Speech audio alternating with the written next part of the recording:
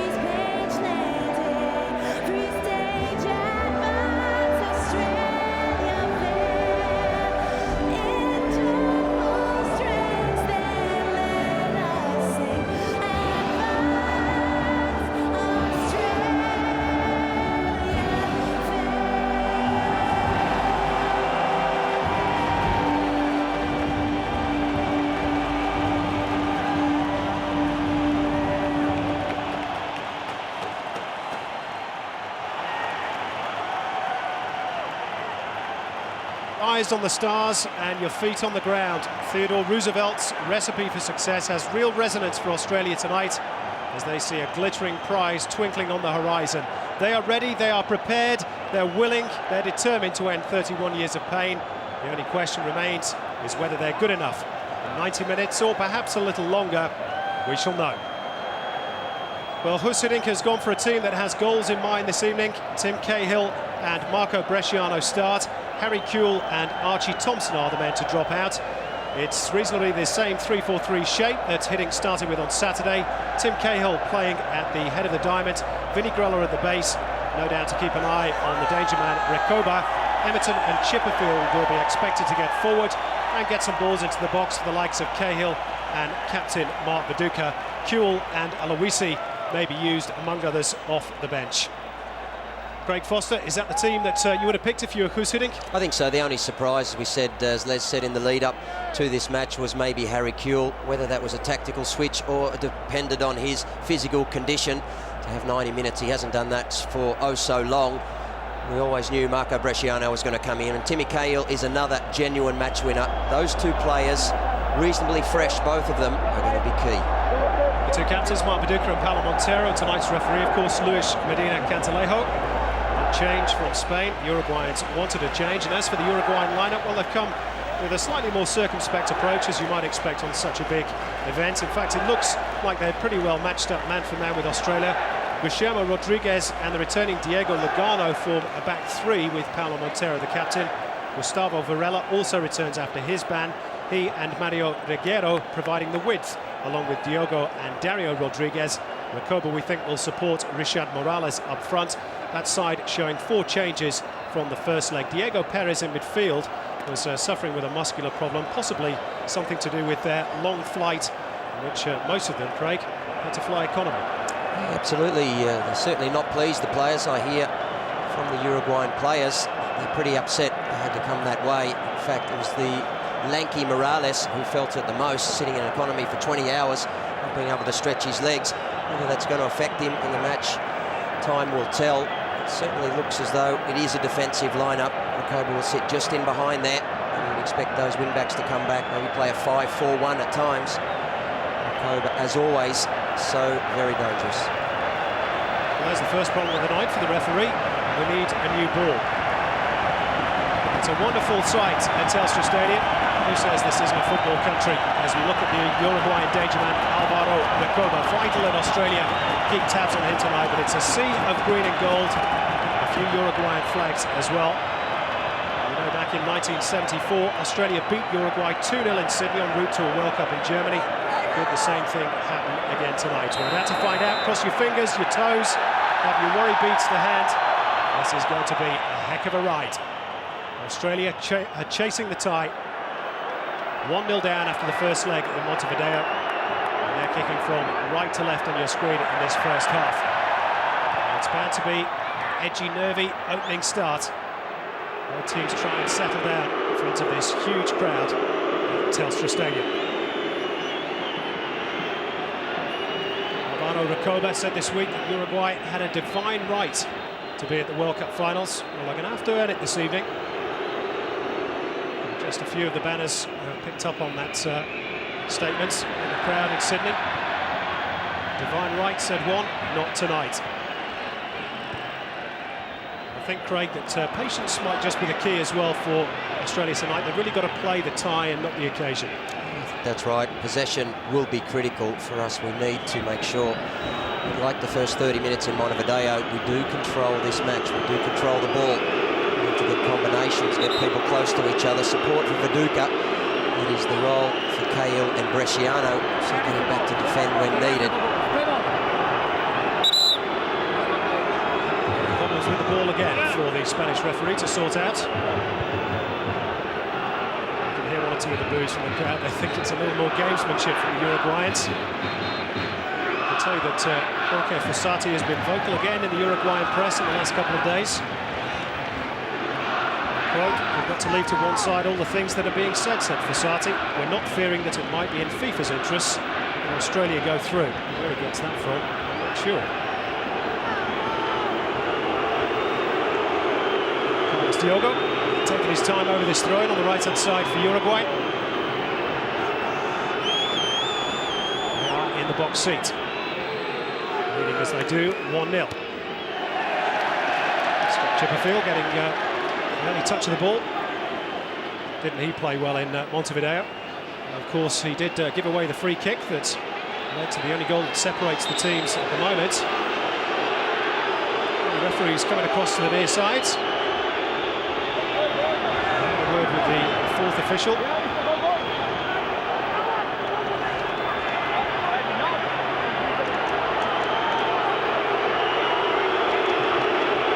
There's obviously some problem with balls that are being used. Whether they should use this one or that one. It's now all been sorted out by Luis Medina Cantaleo.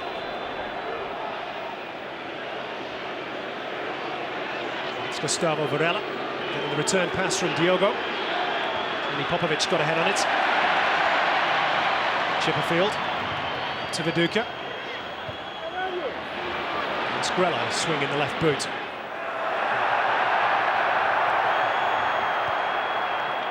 Guillermo Rodriguez, one of two Rodriguezes on the park tonight. And the first free kick has gone Uruguay's way.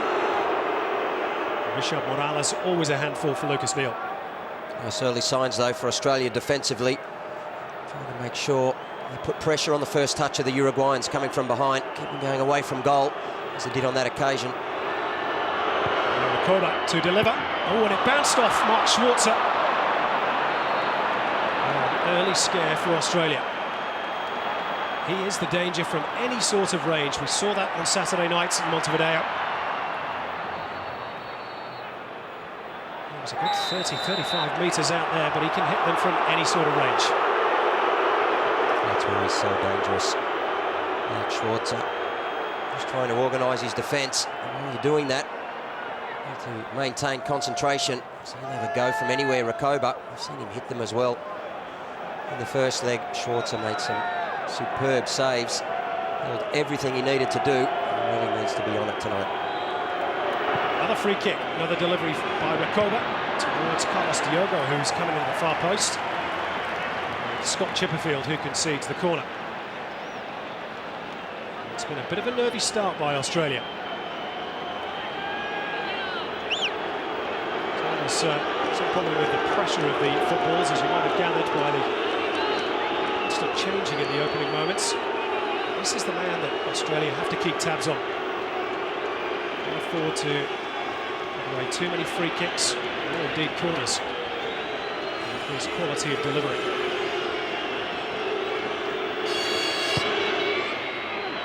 It's Morales who is the target.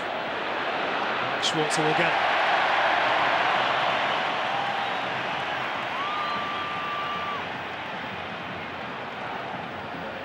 Time to settle down now for Australia. Some good possession. Just take the time.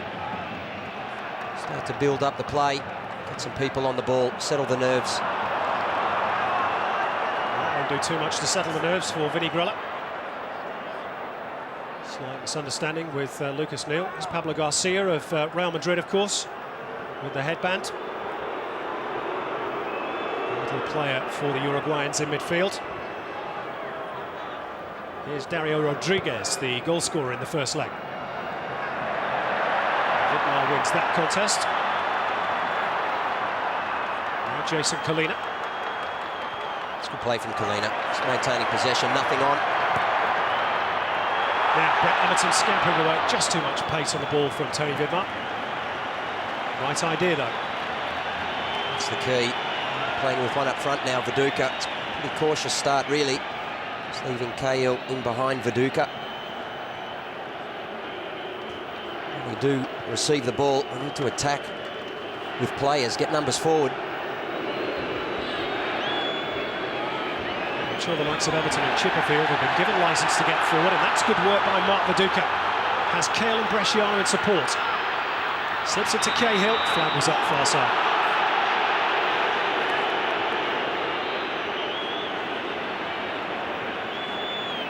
That's why he's there, Timmy Cahill. A yellow card, missed out in the first leg. Gets a run in this most important of games. Likes to get forward. Viduka tracking back wide, pushing Uruguay into wide areas. Win the ball and then break forward. Do you fancy there are goals in this Australian team? The problem is whether they'll be able to keep them out at the other end. It's going to be a fascinating night's entertainment. And battle of wits, of course, between the two coaches as well.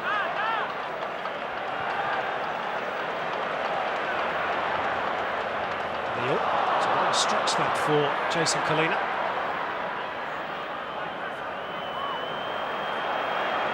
Leaves it for Grella. Bresciano forward to Emerton. Turned it up by Pablo Garcia. It's good pressure. Pressure by Grella. Had a good game in Montevideo, did Vince Grella. Flags up far side against Mark Viduka. It's a questionable decision. Spanish team of officials tonight. Again, Paulo Montero, I think, just questioning the pressure of the ball.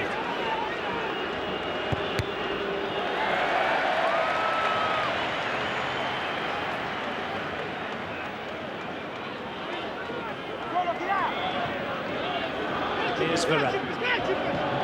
Diogo. Steps Chipperfield. Trenching challenge coming in from Vinny Grella. Last off Kalina.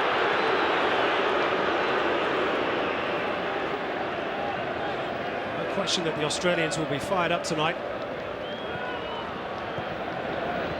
It's possibly one of the slight problems that Chris Hiddink has, to keep their concentration,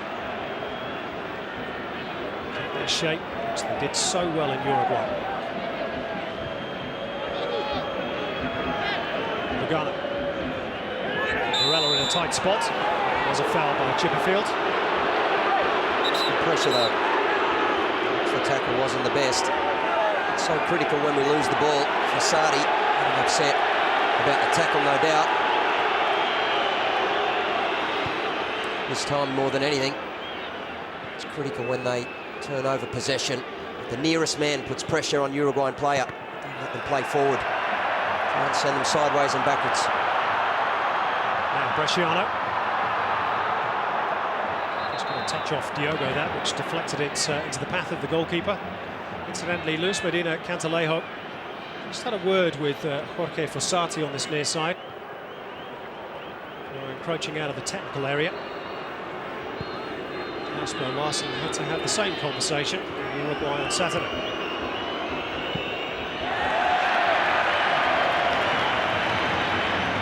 Strong challenge by Scott Chipperfield. Just letting him know that, letting Varela know that he's around.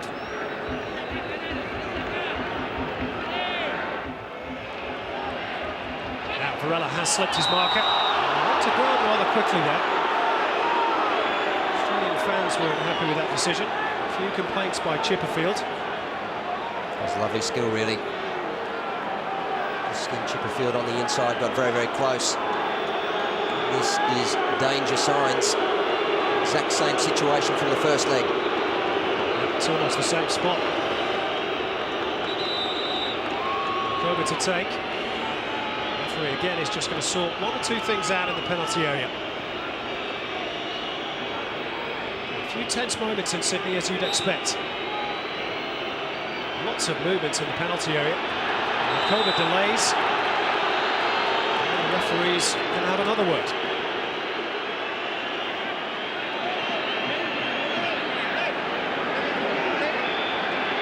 I've never seen an official so involved in a game in the opening 10 minutes, Craig. I don't think it's a bad thing.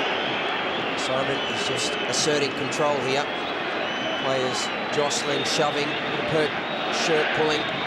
You see Lugano and Tony Vidmar. He needs to step up there, which he tries to do. It's Koba to deliver. Schwarzer wouldn't know too much about that one. It's been deflected behind, another Uruguayan corner. It's a great defensive header from Tony Popovic.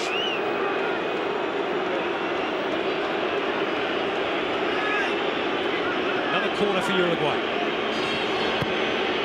Again, lots of movement. Oh, and Schwarzer didn't get there. And it was Diego Lugano, I think, who got the header, or maybe even came off his shoulder. Flag had gone up in any case. Well, again, the ball was nothing short of world class. He put so much pace on it, spin, hits it flat, straight across the defenders. It's almost impossible for a keeper to come out. He knows if he makes that choice, ball can be past him in a fraction of an instant. They have so many big players arriving in the box. It really is a test.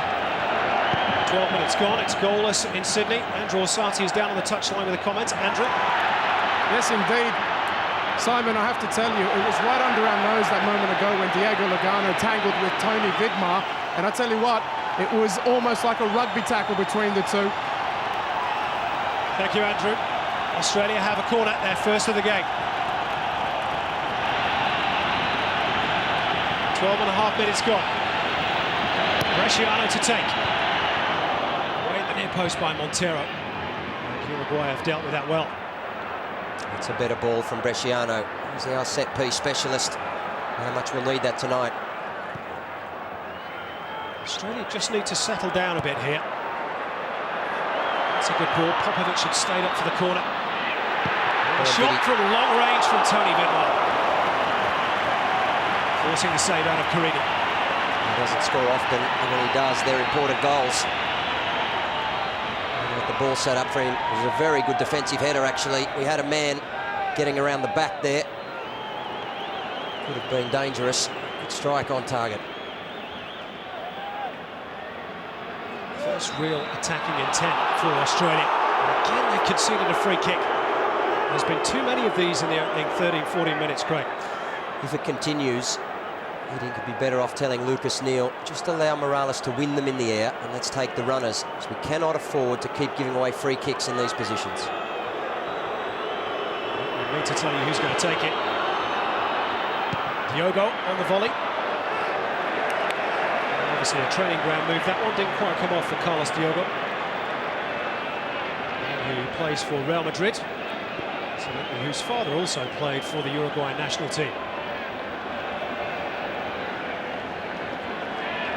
Approaching the quarter-hour mark, still goalless. Uruguay leading over the two legs. You have to say, Craig, so far it's the visitors who've impressed them all. I think so. We've started fairly cautious And this guy here, Vinny Grella, needs to get himself on the ball and start to dictate the play a little bit in the centre of midfield.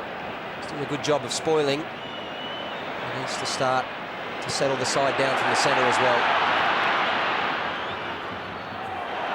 Lugano just slipped. It has been a wet day in Sydney. Crowds have relented as kick-off approached. There's just a bit of zip about the surface. Bresciano. Viduka was on the stretch. Cahill won the header. Chipperfield goes down. Free kick. That's better play. A little bit lucky. Ball in from Bresciano into Viduka. First one he's had into his feet. Around 30 yards out from the box. Cahill getting up, as we know he can. Chipperfield getting the second ball. We've got bodies there now. This is where we need to capitalise whenever we get down to the defensive Uruguayan third. Would there be justice if Australia were to get a goal here for the foul on Scott Chipperfield? As he gave away the foul for the first goal in Montevideo. So far the only goal. Bresciano to take. Atmosphere rising at Telstra Stadium in Sydney. It's Bresciano. That's a good metre or two over the top. Sighter for Marco Bresciano, who looked very dangerous when he came off the bench on Saturday. Yes, he did. Within a minute, in fact, he'd hit something similar to this in open play. Almost glazed the far post. This time it missed the near. It's a good early tester from Bresciano. Already sent the warning to the keeper, Carini. Going to have a strike here. Affects his positioning. He'll be more reticent to come out. Well, Australia dropped off Richard Morales there, as you suggested, Craig, but they still ended up giving away the free kick. Oh, well, they were unlucky that time. But it was good play, I like it. Leave him isolated, let him head the ball. Take the runners, they're going nowhere. Here's Recoba. Pablo Garcia. Now Lugano. A good challenge from Vinny Grella. Good shepherding wide. He's playing his way into the game, Vince Grella. Diogo. A little 1-2 with Diego Lugano, spotted by Lucas Neal. Diogo's still got the cross in. Lugano picks it up. Good pressure. Too many gold shirts in the way. Oh, Scott Chipperfield forgot the ball. What's going on there? Well, the referee has pulled play up for a free kick to Australia. And I think Scott Chipperfield's frustration there was the fact that he wanted an advantage to be played.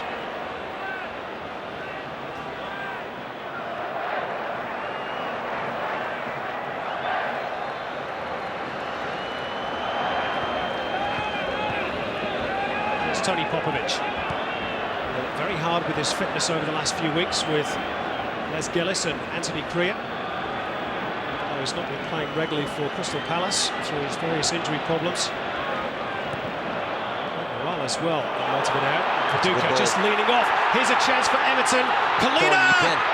Beaten away by Fabio Carini. Still in play? Still. Corner ball. That is good football. Good football, Tony Vidmar. Ball from the back to front, right into the feet of Mark Viduka. Oh, he loves it. Just holding off the player, bringing people into play. Everton could have a strike there, unselfish. Here's the corner. It's a deep one. It's too deep for Tony Vidmar. A few pleasantries between Vidmar and Guillermo Rodriguez as well. And he can hit them from there, Jason Colina.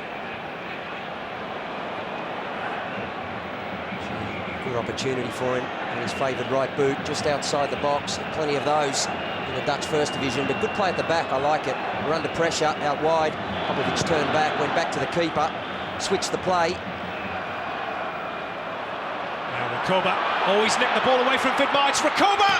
Oh. Could have scored and possibly should have scored, and maybe put the tie beyond Australia's reach, and Recoba knows it. Australia have got out of jail there, Craig. Yeah. Well, we need some luck. We always need luck. in these big games. I'll tell you what, we haven't had a tremendous amount in the last 7 campaigns. Maybe we're due. Maybe that's a sign for Australia. I'll tell you what, on his left boot there, Rakoba, he has to hit the target. Put the house on him hitting the target. You can breathe easy at home. For a moment at least. 90 minutes of this. It's going to be one of those nights. It's just what we can't afford. It's just what Uruguay wanted. They've been in the game, just in wide areas, having some possession. They allow us to come forward a little bit, and then when they break at speed. And Rakoba, such a danger. We played 20 minutes at Telstra Stadium in Sydney. 7 shots in the game so far. Australia have had their best chance through Jason Colina. Uruguay really should have taken the lead through Alvaro Rakoba.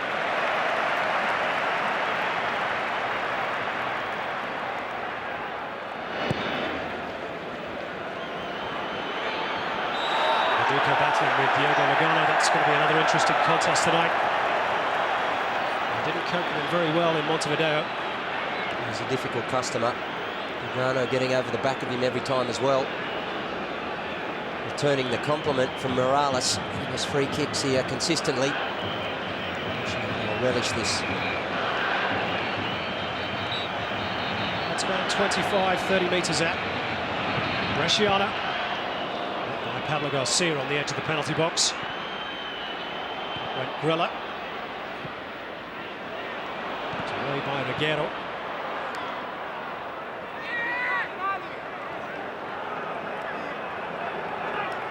Into Uruguay. Twice former winners, of course, of the World Cup. As we look at the Australian bench, Chris Hiddink, ponderous mood. Uruguay's had a great history.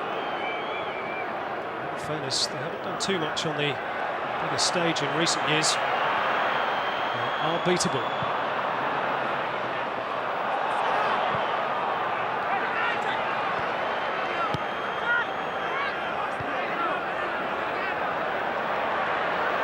Here's Lucas Neal.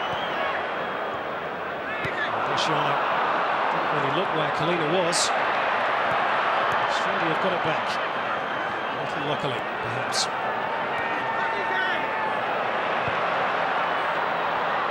It's a stretch for Cahill. Did well. Trying to work it out towards Chipperfield. Intercepted though by Diogo. Morales. Pablo Garcia. Reguero is free on the left. To go right. Rakoba. Pressure. 3 gold shirts around him immediately. Now Dario Rodriguez. Reguero's touch.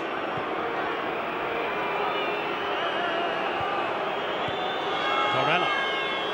Good possession football by Uruguay. A technically gifted side. Chipperfield's challenge. Popovic up towards Maduka. Claims of a handball, not heeded. Varela slips it past Grella. Varela has stayed down. He's getting a bit of grief from the Australian fans beneath us.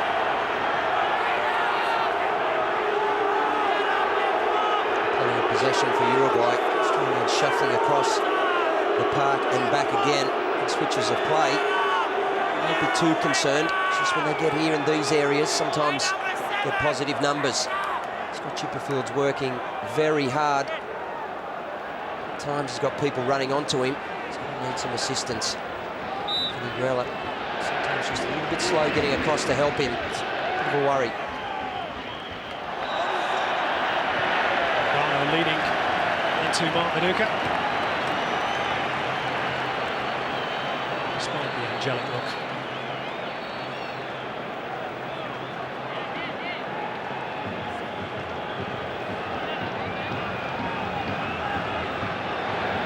Now another free kick for Marco Bresciano to deliver. A lot of set pieces so far in this game for both teams. Australia make one count. who was lurking on the far post. Good claim, though, by Fabian Carini. It's too Oh, easy and a for bit of him. afters too. Now, Guillermo Rodriguez was the man who shoved Cahill in the face there. It's just the referee wasn't interested. I was always told you can't raise your arms on a football field, otherwise you risk a card. Took someone on the face. Regardless of how you do it, he's just got to keep his cool.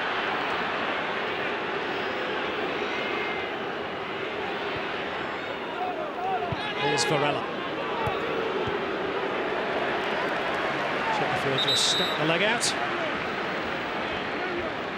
And here is that last incident, Craig. Oh, I'm sorry, but you can't do that. No, that's right. It's just the referee's right there. Referee's got to be closer to the action there. It's out of order on a football park. Trying to wind up Timmy Cahill. They've targeted him or not. I'm not sure. Timmy needs to get above that. Mark Viduka, just whilst we were watching that replay, did have a word with the referee. Which is his right, I suppose, as the Australian captain.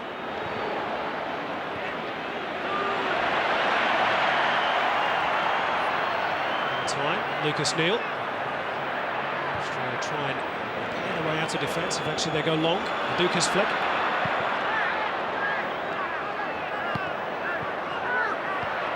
Chased down by Emerton. Now Kalina. Chipperfield's touch. Well, finding his Parma teammate, Bresciano. In turn gives it to Kalina. Viduka very tightly marked by Lugano. Now Rakoba.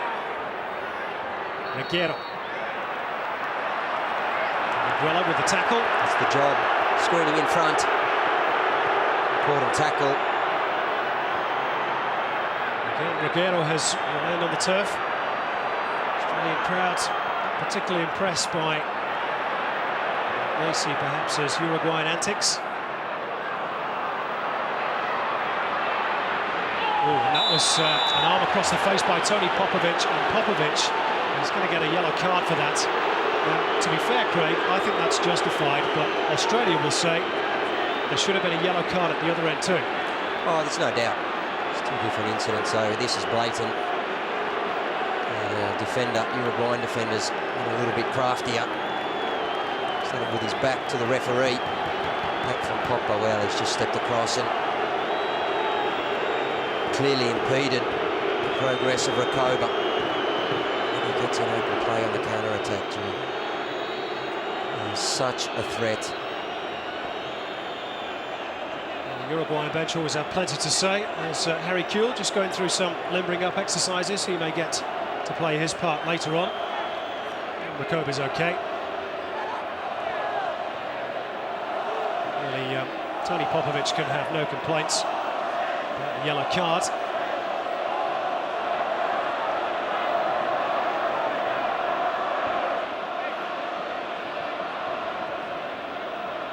As for Inter in Italy, of course, Alvaro Rakoba was once the best paid player in world football.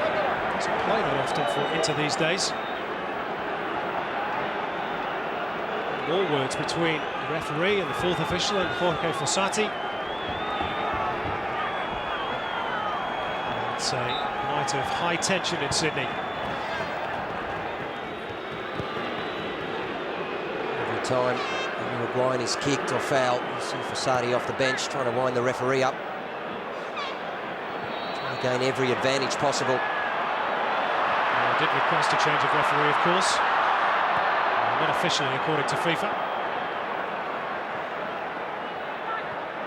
don't think there's any doubt that they prefer the Spanish official to the original choice, Frank de Bleker of Belgium.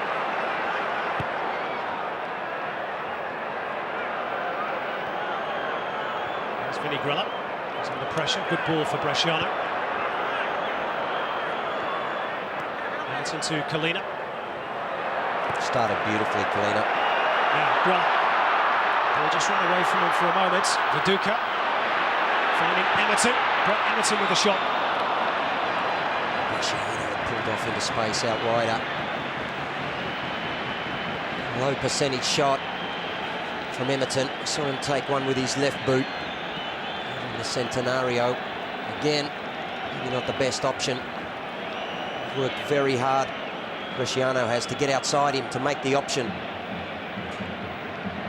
It looks very much as though Australia are going to make an early substitute. Harry Kewell, we saw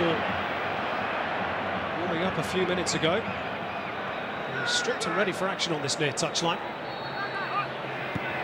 Come back to that as Guillermo Rodriguez goes long. Here's Reguero. Vidmar puts it into touch.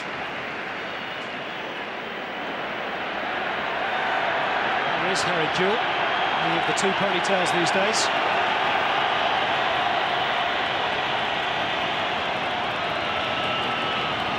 Wait a moment or two before making his entrance.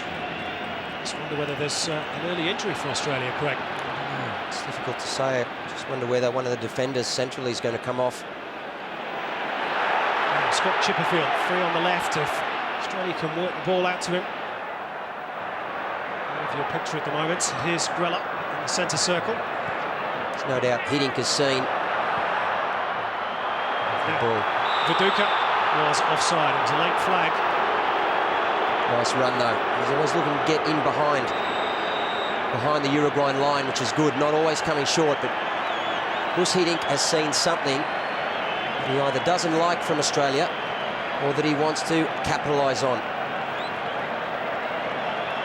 Here you have it, Tony Popovic making way. It's a tactical switch, taking off one of the central defenders for an attacking player. Whether he'll go to a back four with Rakova dropping in deep. They don't need the central three looking after them. Chipperfield comes in. Kewell looks to go to the left. Keep an eye on that.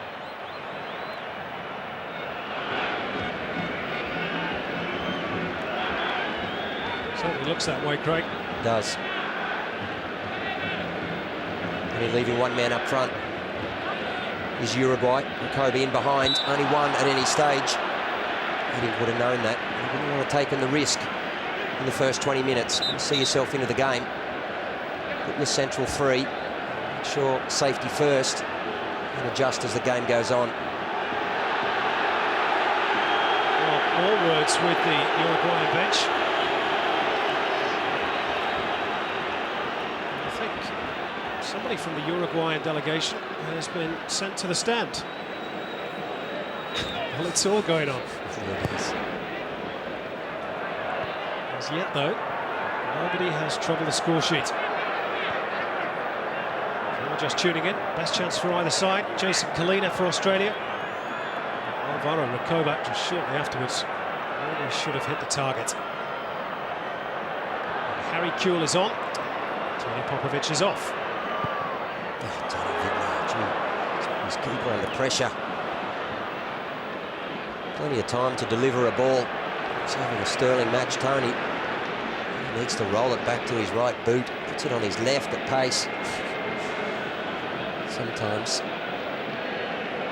It's no doubt. It's as though we've gone to a back four here. He's pushing on a little bit. I think when we attack, we'll leave three at the back. Push one of the wide fullbacks forward. We didn't need that extra defender. One of those defenders, Lucas Neal. Good adjustment by Hiddink. That's what he's here for. There's a few coaches that read a game as well as Hiddink. Here is Kewell. His first touch. Chipperfield finding Cahill. Look how tight the space is. Here's Harry Kewell. It's still there. And it's in! Still there! Australia have scored! Marco Bresciano! 33 minutes played. And Telstra Stadium erupts. Australia are level. What a moment. And Harry Kewell's involvement and impact is immediate. And it was brilliant. It's a brilliant tactical switch by Hiddink. Give the man some credit. 25 years coaching at the highest level. Read the game. Read the weakness. Read what Australia needed. Needed number 10, H. Kewell. Great introduction from Kewell. Beautiful combination play, getting numbers there. Good support. Kuhl coming inside, lovely run. It's played together. Viduka at Leeds for years. Good understanding.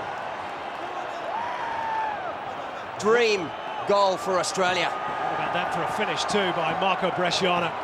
Cool as you like. He's scored some crackers for Australia in recent years. Is that the most vital one he'll score? Well, it's set up beautifully now. The problem Australia have now, not to get too excited because there's a real buzz around the stadium.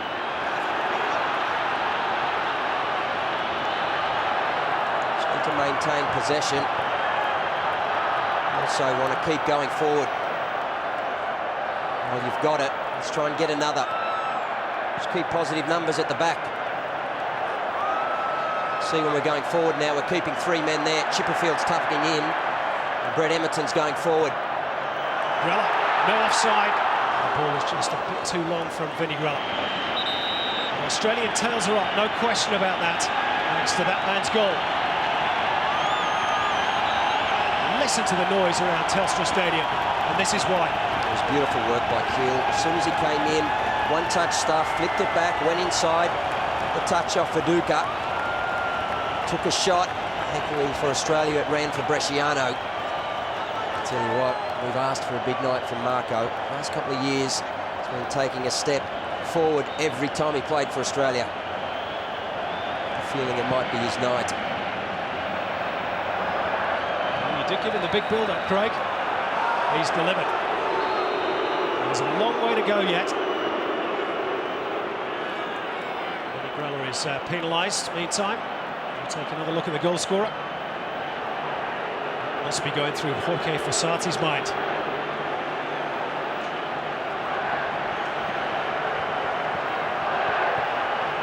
(1-0) Australia on the night. All square over the 2 legs. And here's Montero with the free kick for Uruguay. Headed on by Morales. Here's Reguero. That was a foul by Mark Viduka. That was a striker's challenge. Big Dukes knows it. Sort of challenge frustrates coaches. 37 minutes gone. You've just gone up 1-0. You have your skipper and striker come back and put a challenge like that and allow Recoba on the ball for 7-8 minutes to half-time. Well, this is an important moment for Australia. So just moving Harry Kuhl to block that near post. It's Recoba with the delivery again. He's gone for the near post. Morales was the target. Good, I like it. We should do that more. When he gets the ball airborne, he gets it in around between the penalty spot and the 6-yard box is where it's far more dangerous. And that is a great finish as well from Bresciano. He's got an eye for goal. He'd score in the Serie A. That's what they thought about it in Melbourne as well. Great stuff.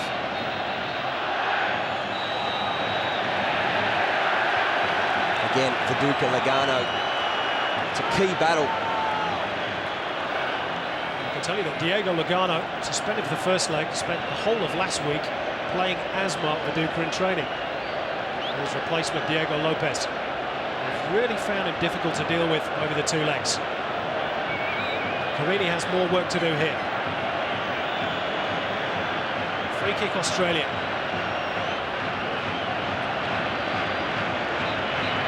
Bresciano's delivering.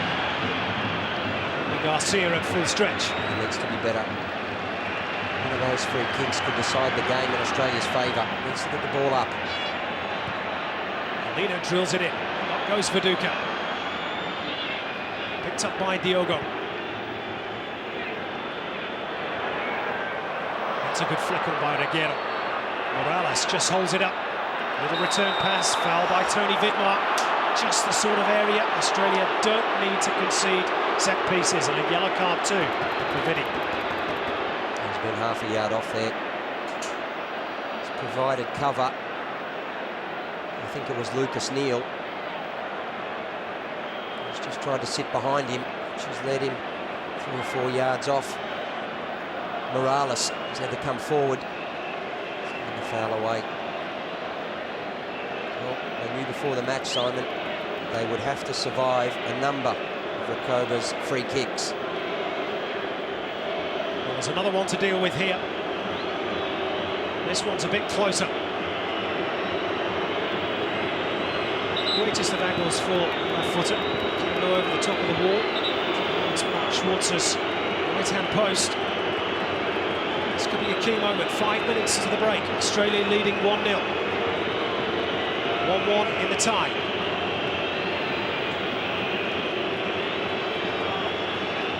Australian ball just edging forward. Referee trying to keep them in check.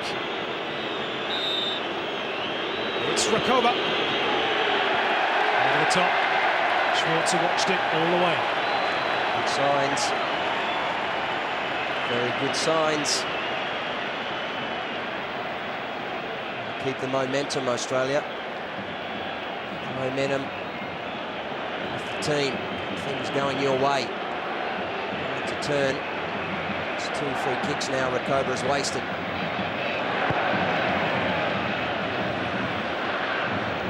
There's Viduka. Ghana wins that little battle. Let's quickly nip down to the sideline. Andrew Orsatti. Andrew. We've known it all along, of course. The marking on set piece is a concern, and of course the delivery from Recoba is one thing, but I just saw Marco Bresciano and a teammate switch at the very last minute. They were screaming amongst themselves. Neither really knew their job, and thankfully it came off for us. It went out. Thank you, Andrew. Here's Varela meantime. Losing out to Grella. Bresciano loses out to Pablo Garcia. Morales with the header. It's a bit scrappy in the midfield. The benefit of the doubt has gone Uruguay's way. Pablo Garcia and Vinny Grella. A real tussle for the ball. Came off the chest of Lucas Neal.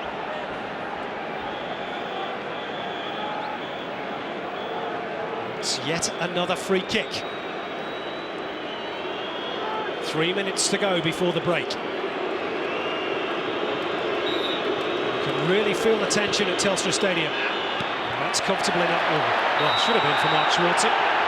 Decided to just bounce the ball. Lugano saw his opportunity. And it all ends in smiles.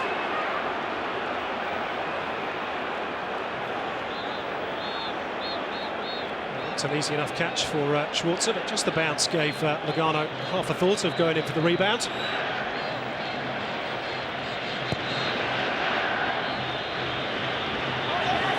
It's a good header towards Viduka. Helps it on towards Bresciano. Emerton in support. Kuhl, Viduka and Cahill wait in the box. Grella. Flick on by Cahill, but Kuhl had stopped his run on the left-hand side of the penalty area.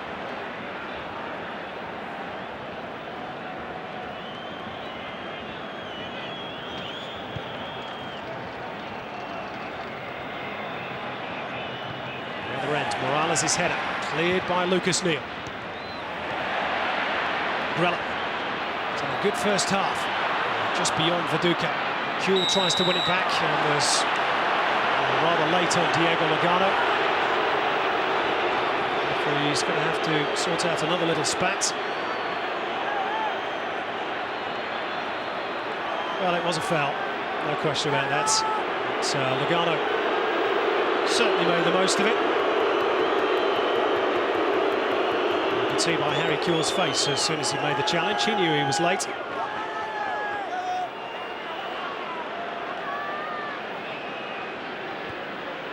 And surprise, surprise, Lugano's on his feet and okay. Rodriguez goes long. Came off Chipperfield. Can Diogo keep it in? He can. Checks back onto the left boot. And that's an Australian throw. Well played, Harry Kuhl.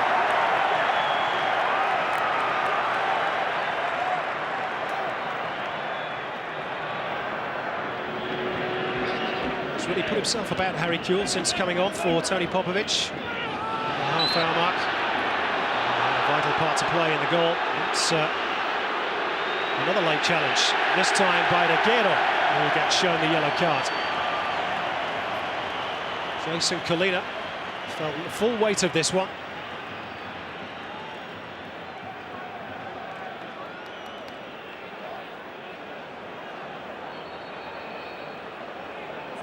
Aguero, who played in the games between these two nations 4 years ago. 8 other surviving members of the 2001 squad for Uruguay. There'll be 2 minutes additional time, incidentally, at the end of this opening period. Good news is that Jason Colina is okay, fit to resume. Duca goes down. Bresciano got the follow-up. Here's Emerton. Aguero tracked back well. He tries to launch a counter. Another free kick.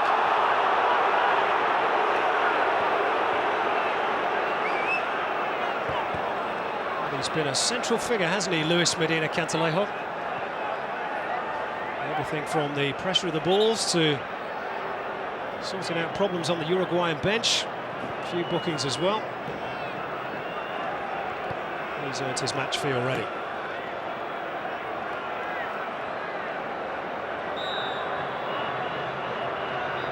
Into the final minute of the 2 to be added on at the end of the first half. Australia need to maintain their lead into the break. They've dealt with that free kick comfortably enough. Kuhl. That's a foul by Diogo, and it'll be another card. Starting to rack up. 2 apiece. Just the switch of feet did the damage. Diogo joins Reguero in the referee's notebook.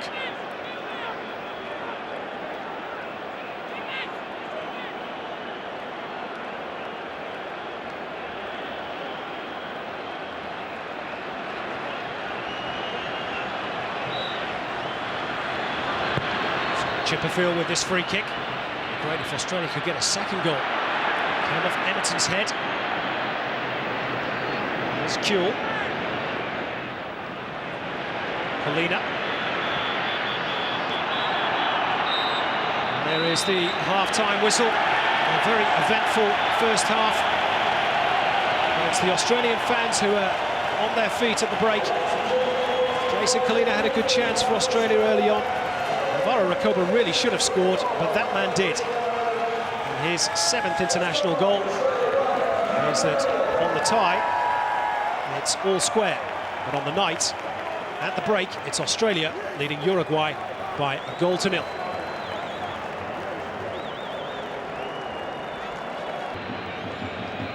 There's Medina Cantalejo, and a busy first half. And on his whistle, he'll be away in the second. Reminder of the scenario, Australia leading 1-0 on the night. It's 1-1 over the 2 legs. So if it was to stay this way, then we would have extra time and conceivably penalties. Not sure any of our hearts could stand that stress. And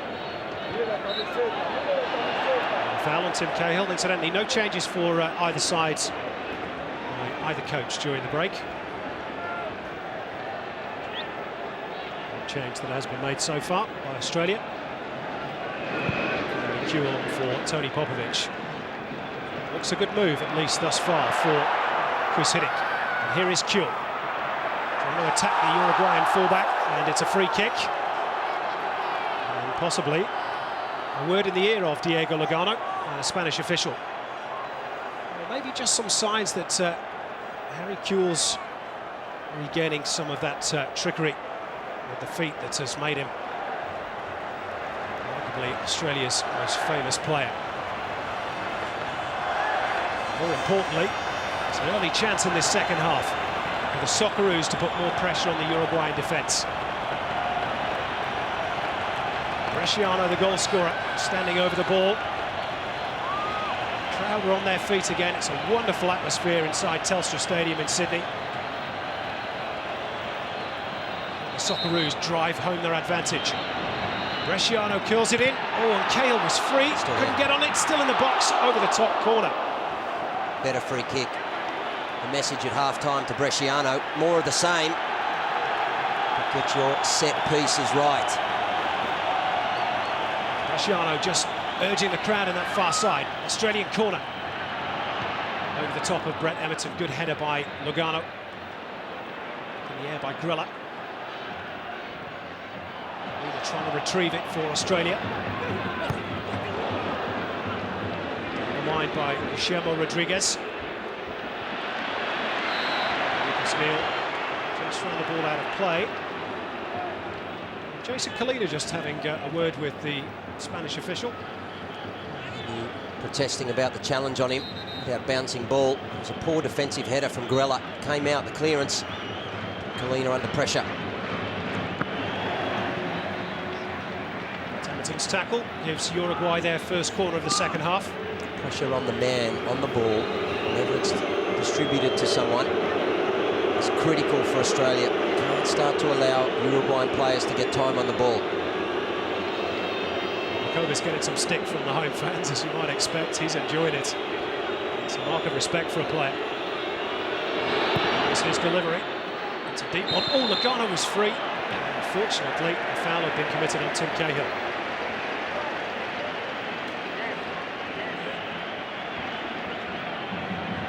Can't have that man at the back post.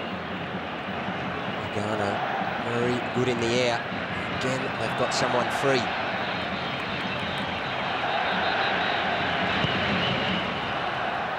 Andrew Orsati's got some news from the dressing room during the break. Andrew?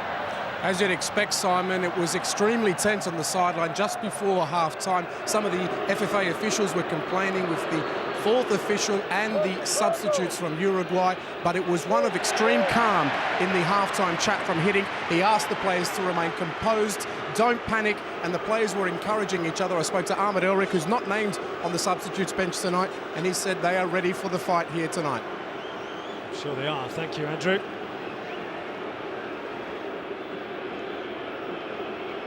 Guillermo Rodriguez, who's committed a series of fouls in this game. He's won the corner there for Uruguay. Schwarzer just urging that concentration, that focus. It's vital the Socceroos do not concede after having worked so hard to get their noses in front of this game. Kova's delivery, all free header, and over the top by Morales. You are joking. Well, the flag had gone up on the far side in any case, but well, please, guys, back to evens. 2 corners, 2 free headers, one at the back post, one on the 6-yard box. Can't happen. Well, you just wonder, Craig, is this going to be Australia's night? All those years of pain down the years where things have gone against Australia. Back to the Iran game.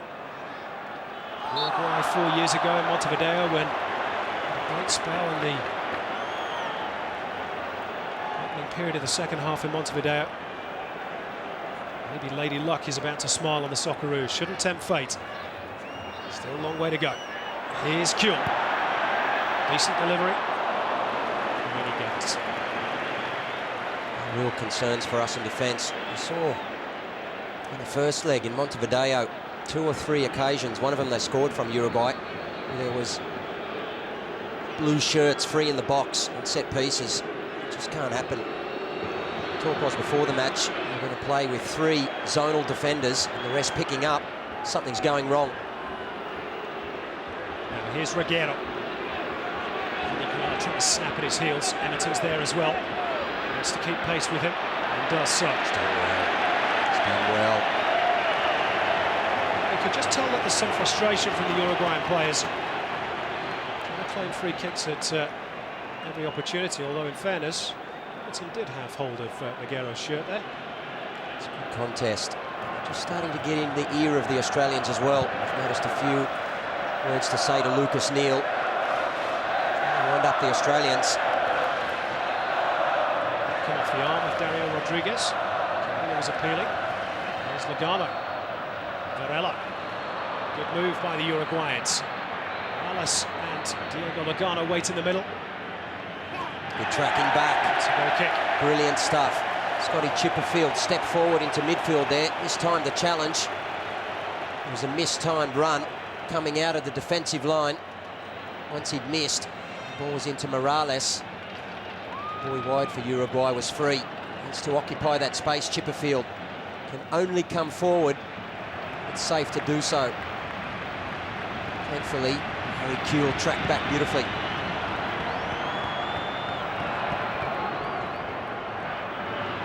Here's Brett Everton. Did well to get the throw in. Wants to take it quickly. Colina in a bit of space. He works it out to Chipperfield. And Kuehl. Step over, and another. To the right foot. Oh, and a shot by Tim Cahill! Just wide of the post, and it took a deflection too. And he's taken a hit on the ankle as well. It's always dangerous there. Tell you what, I think it was Montero. He's always reading the play beautifully. As soon as he cut back, Montero's coming forward. He's got a foot in on Cahill's ankle. Another Australian corner. 8 minutes gone in the second period. Bresciano to take. Cahill goes up. Good punch by Carini. By Aguero. He's got pace, has this winger. Whistle's blown. Jason Collins is going to get a card here. It's a handful of Aguero.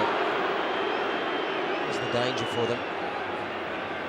It looks in this second half. Put the foot on the pedal. It's going out. Emerton. On that occasion, Colina had to track back out wide. He would have had the pace.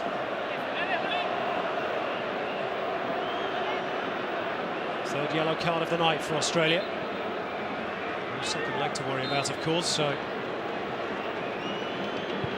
not too concerned about going into the referee's book. More concerned. Kuehl's gone. He's given free kicks away. He was free on the left, Harry Kuehl. Australia just couldn't work it out to that side. Aguero. Kova just trying to glance it in the direction of Morales. Got numbers there. Scott Chipperfield needs some help. Harry Kuehl, fantastic run on the counter. Ball came in to Viduka. Just see the challenge there. It's Morales. Chipperfield. Viduka laid it off for Cahill. If only he could have switched the play.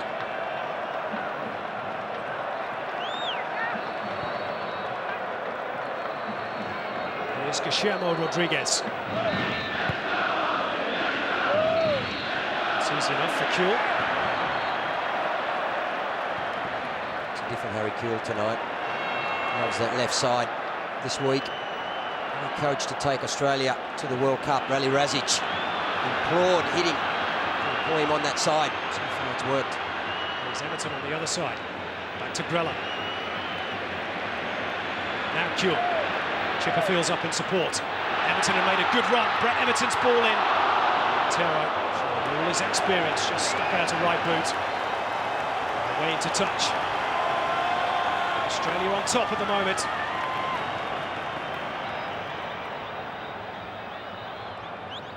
Kuehl's on fire. They need to keep feeding him the ball. Colina with a little dink in towards Viduka. Bresciano! Could have been, maybe should have been. It was pretty high for Marco Bresciano. It was pretty high for Mark Viduka. What did we say about feeding him the ball? Hiddings' message was, don't bring him into play too deep. It's where he's traditionally played, Mark Viduka. As a lone striker, but coming too deep, under pressure, trying to hold the ball. And they maintain possession across midfield until he gets himself set. And let's get it into his feet, run off him. How's your nerves at home? Pretty fraught here, I can tell you.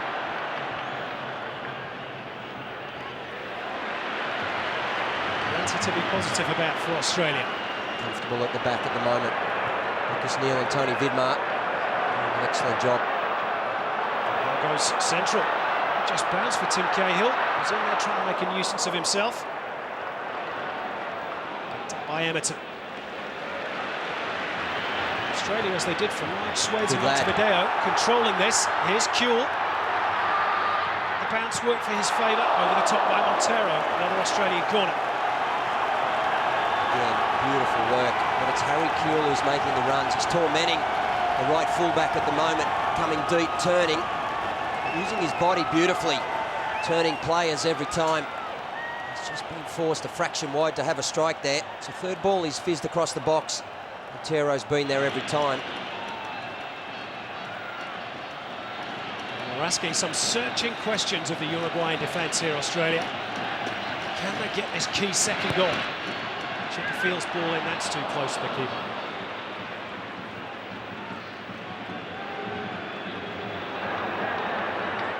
Now Varela, a bit of space for him on the right. Australia trying to close off the gaps. Lucas Neal comes across. Been outstanding. Cahill, only Viduka up in support. That's a big challenge by Diego Lugano. It'll be a throw-in. Good run again by Cahill. It's a difference. Once he brought Kuehl on, adjusted the system. When we start going forward, we've got people making runs into those wide areas, stretching the fullbacks. It's a bit short for Vinnie Gruller. Lucas Neal having to track back a good 30-40 metres. Schwarzer. Flicked on by Kuehl. Terra was there. Right idea. Foul for Bresciano. Right idea, Jason Kalina.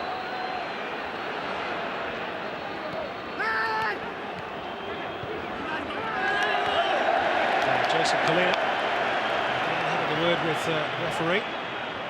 A suggestion of a handball there against Reguero.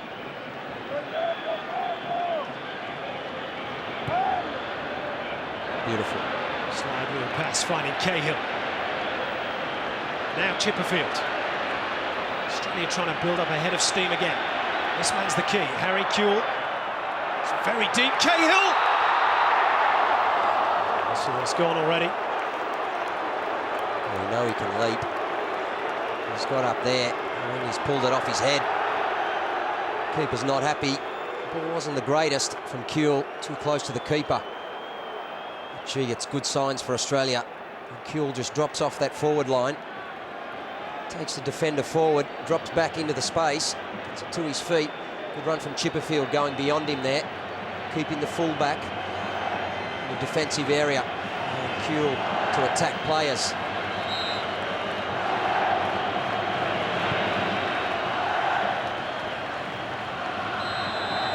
Watching the hour mark at Telstra Stadium.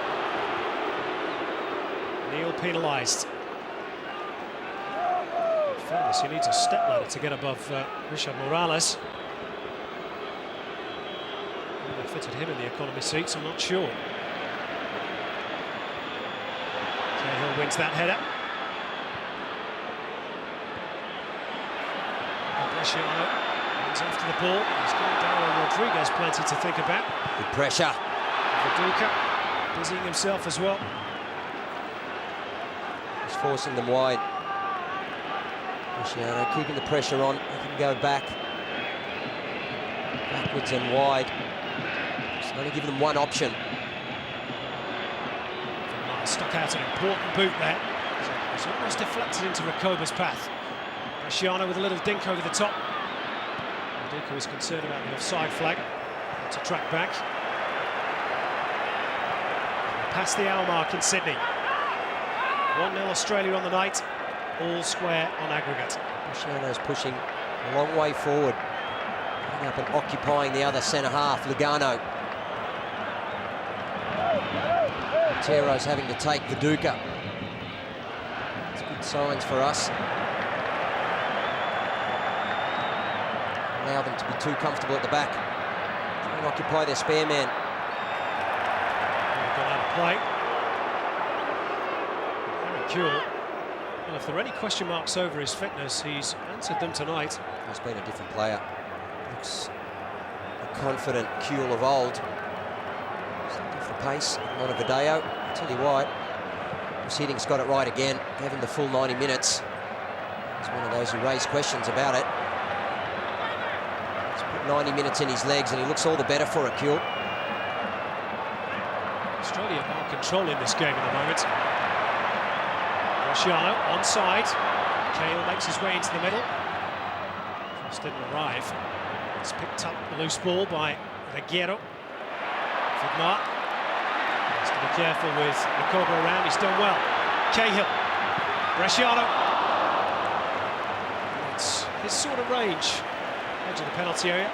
Had to take it first time. Difficult one to keep down.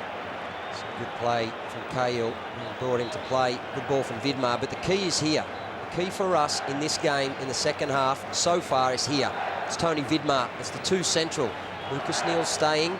As soon as they start to come and try and get the ball into Morales or Recoba, brilliant job, Tony Vidmar, stepping forward, intercepting everything. First rule of defence is to cut off the supply, and so far they're doing it well. Defending right at the pitch as well with the likes of Colina, Everton and Chipperfield working the flanks. This man's done his job as well, Vinny Grella. Oh, he's grown since Kuehl came on. Adjusted. Here is Kuehl, trying to get to the byline. Another corner. Beautiful.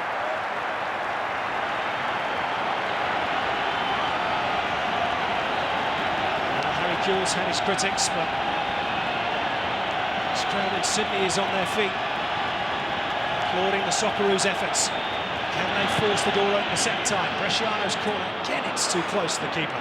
He's got to get that away from the keeper. Wouldn't be a bad idea, them switching around actually. Chipperfield taking it from that side and Bresciano from this. Get them out away from the keeper. Give us a chance.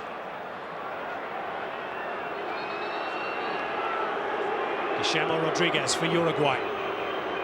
Haven't seen too much of it inside the Socceroo penalty area.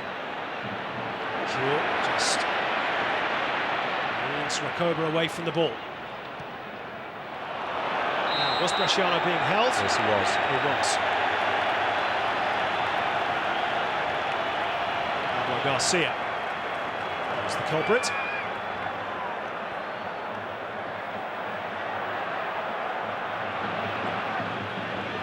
Emerton. Cahill, the willing runner as ever. Cross King, Guillermo Rodriguez. Emerton's there to help out his teammate. He's turning blind, Cahill. See the second man coming in. Making a 2-on-1. He didn't get clattered there. Emerton just muscle there by Reguero. Done by Lucas Neal. Sets Australia on the offensive again. Grella through to Kuehl. Just couldn't quite find Viduka. Clearance by Diogo. Australia well in control, controlling the match, the tempo, the possession. Need to look at trying to take more advantage. Another one in the back of the net. Bresciano's free in lots of space on the left-hand side, but Australia falls to the right. Emerton, much too much weight on that one. It's tense, it's tight. When he got the ball then, Sadi was urging him to release it early. 2-on-3.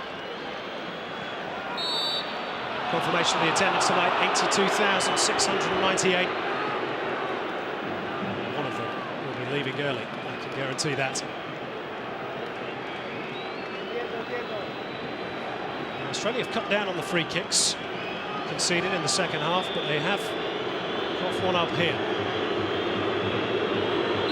Chance for Recoba to get involved. It's been a bit quiet in the second half. Vidmar deals with that one.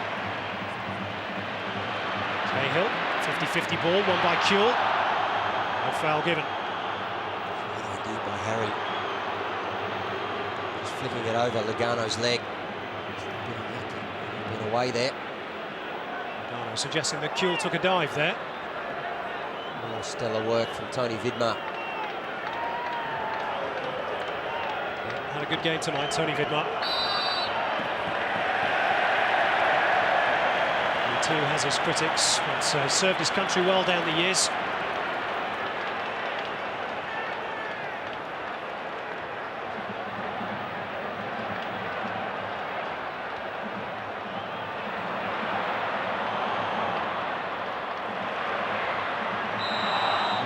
Rodriguez will get a card for that one.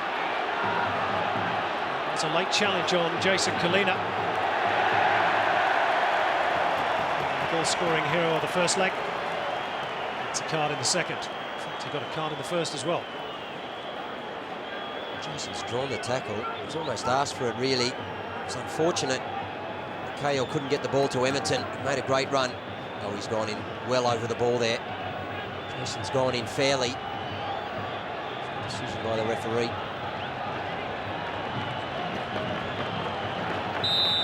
3 yellows apiece. 1 goal apiece.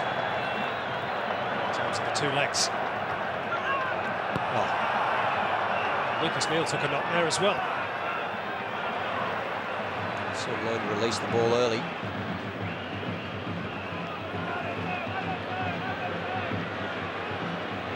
Midway through the second period. Loses out in midfield.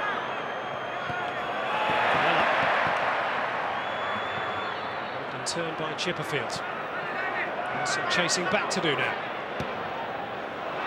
Neal's clearance. He finds Diogo. Morales. Kova's made a run into the middle. Little chip now. Diogo's there as well. And again, good work by Tony Vidmar. Just staying on his line. Allowing Vidmar to mop it up. See him on screen there.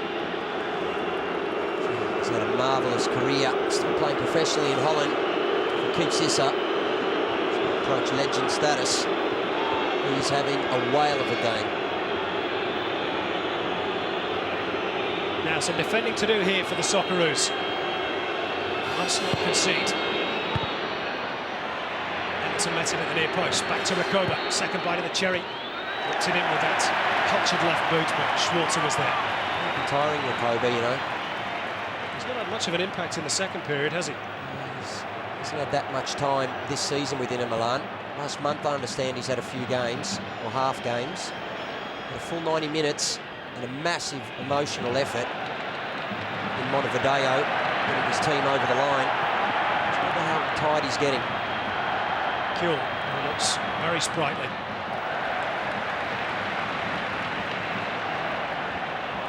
Best throw, though, has to be said.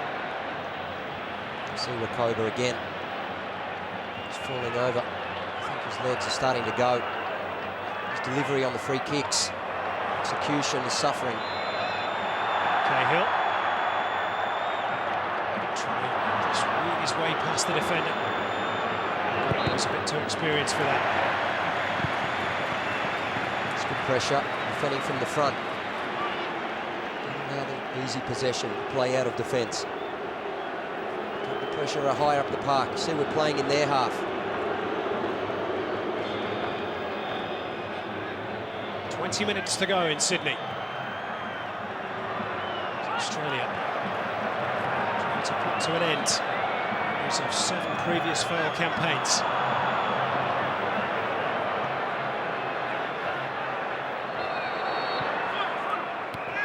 Finds Varela. Varela commits the foul. Andrew Osati has some news on the touchline. Andrew? Several Uruguayan substitutes have been warming up now for about 15 minutes, but Fossati has called Marcelo Zaлагeta to get ready to come on, so the Juventus striker about to make his entrance into this arena. His timing is good. It's very good. They've been out of the game in the second half. Australia really had the foot down. We've just started to take it off. Just starting to get a foothold in the second half. Jason Kalina having to trap back. Now Lucas Neal under a bit of pressure. It's Chipperfield. Australia trying to play their way out of defence. Cahill. Well. They've done very well. Now Kalina goes long. Spotted him on from Viduka, just offside. It's good play. 4 or 5 passes out under pressure. Grella was key. the link man. Came into him, he played the ball forward, didn't go backwards. Uruguay trying to step onto us. First touch, turned. Good play from the central midfielder, relieved the pressure.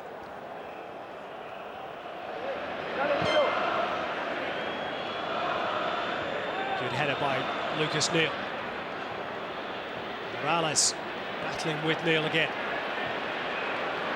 It's intelligent play by the Blackburn defender. He wasn't panicked. Blue shirts around him. And now Uruguay can make their change, and it's, as you suspected, Craig. It's the danger man. Interesting. He's gone. Well, well, well. It's good and bad. The brilliant set pieces are gone. He hasn't really done that tonight. A bit of genius has gone as well. Jetta is capable, though. Certainly is. Scored a hat-trick against Colombia in the World Cup qualifiers. 3-2 victory. Different type of player. He might push further forward as well. We might have to adjust again at the back. They've got two big men now up front. Jetta and Morales. Vinny Grell has grown throughout this match. Right now, he's having his best match I've seen for Australia. Well, he was pretty good in Montevideo. Here's Everton. Vidmar. Almost everybody behind the ball for Uruguay. Trying to make life difficult for the Socceroos. Over on the foul. Grella the offender.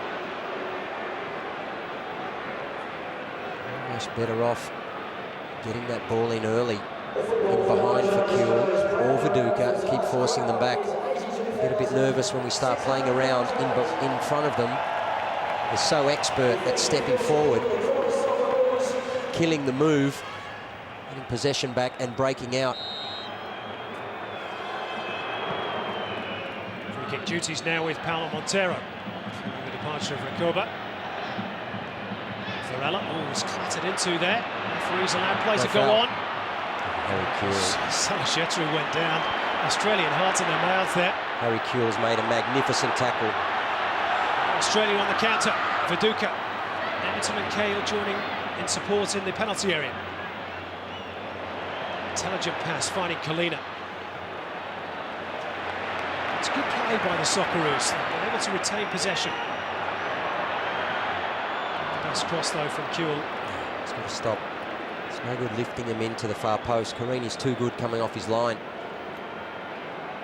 He's got to get him in around the near post, whipping in. Get the ball down and play off Viduka again. Play your 1-2s. Looks to me as well as though Harry Kuhl's starting to tire. He too hasn't had a lot of football. He's made a great contribution in this game, that's for sure. A lot of involvement in the goal as well. A lot of food for thought for hitting. How to adjust to the substitution. Also how to get back in the ascendancy in this game. Cahill went to ground and referee's going to show Pablo Garcia the yellow card. I think he's been lucky to escape it twice in the last 5 minutes actually. Hit Cahill once and Bresciano once from behind. Third time unlucky. Can the Socceroos get lucky from this free kick? Into the final quarter of an hour of normal time. It goes on at 1-0. Extra time will loom. Bresciano's delivery. Viduka goes down. Half-hearted appeals for a penalty. Bresciano wins it back. Now Kuhl. Harry Kuhl. Worth a strike. Worth a strike. Viduka backing in to Lugano in the box. Climbing over the top of Viduka. We've seen them given higher up the park. It's a big call though in the box. Referee often will wave on. And he would have given it further away from goal. I think Hussein might just be thinking about possible change. I think he is. The likes of Aloisi. I think he is. Legs starting to tire. Uruguay not creating anything. It's Kuhl. On that Cahill. Just eluded Viduka. Montero was back. Vidmar's done well. Hill sweeps it out to Chipperfield. It's concentration from here as the legs start to go. Kuhl. A metre or two of space. Bresciano's wide left. Cahill with a header. Just didn't quite get hold of it. Yeah. If you're going to have one player arriving in the box for a ball on his head, He's free too. notwithstanding that it's a diving header, a man who lives and dies on his ability to head the ball with late runs into the box, he's probably the one.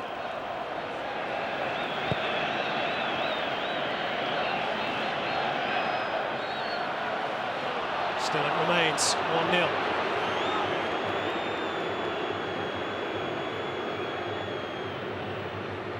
Another free kick, Uruguay.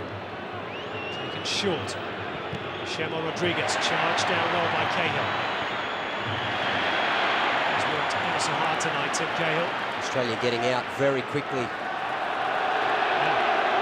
Looks as though Alan Montero just have pulled a muscle there, tweaked a hamstring. He pulled up as soon as he got to the ball. That's a real worry for Jorge Fossati. Tom Montero brought a groin injury into the game. He's had a couple of months. They've been nursing it along. Just watch here. It looks to be more pulling up. So maybe do a hamstring. Something on the right leg. You've got injuries in different areas of your lower torso. Can affect in different ways. He certainly didn't come in 100% fit. Well, he's 34 years of age. We shouldn't forget that now, Paolo Montero. He's one of the legendary defenders of world football. It's gone. He's off. Mark Viduka talking to his troops. Well, I think we can get some information on the substitution that's about to take place. Andrew Orsatti. Yes, Fossati has called for Alejandro Lago, so it looks like he'll be coming on. We shall wait and see. Thank you, Andrew. Uruguay just momentarily down to 10 men. They get Lago ready. This is where the battle is off the pitch as much as on. Hus Hiddink and Fossati looking at the watch. 11 minutes to go. Any substitution you make now will leave you one less if it goes to extra time. So far, Hiddink has two up his sleeve. Chipperfield. He's had the free kick called against him for the challenge on Varela. He's also got to be starting to think, who are my number one penalty takers? I know it's early. These are all the things that go through the mind. Someone like Hiddink, if I take him off now, that's where Montero could be a key loss for Uruguay. We've got a free kick here. Pablo Garcia. That's easy enough for Schwarzer. There's the difference on the dead balls without Recoba.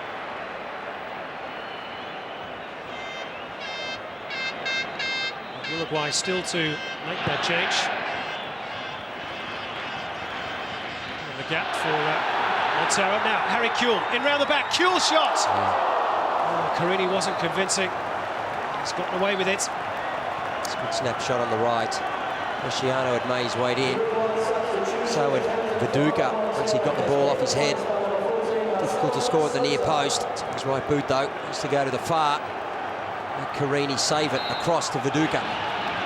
Bresciano with the corner. Outswinger this time. Cahill was up there. Whistle's gone. It's better, though. It's better, though. They've switched him from the other side.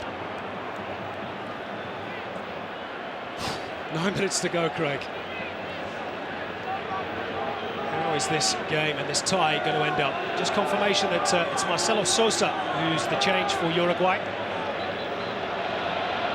Okay, Fossati without his captain. He's just swapping things around a bit there.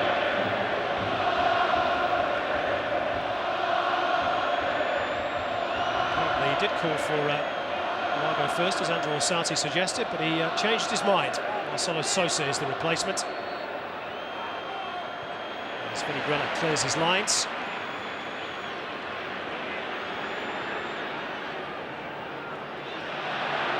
Chipperfield in a tangle.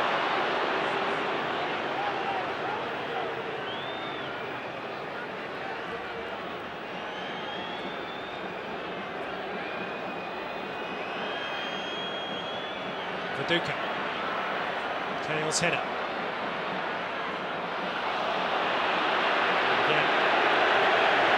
Goes to ground and looks hopefully at the referee. At the time the whistle wasn't forthcoming. Well, Lucas has done brilliantly. He had to. 8 minutes to go.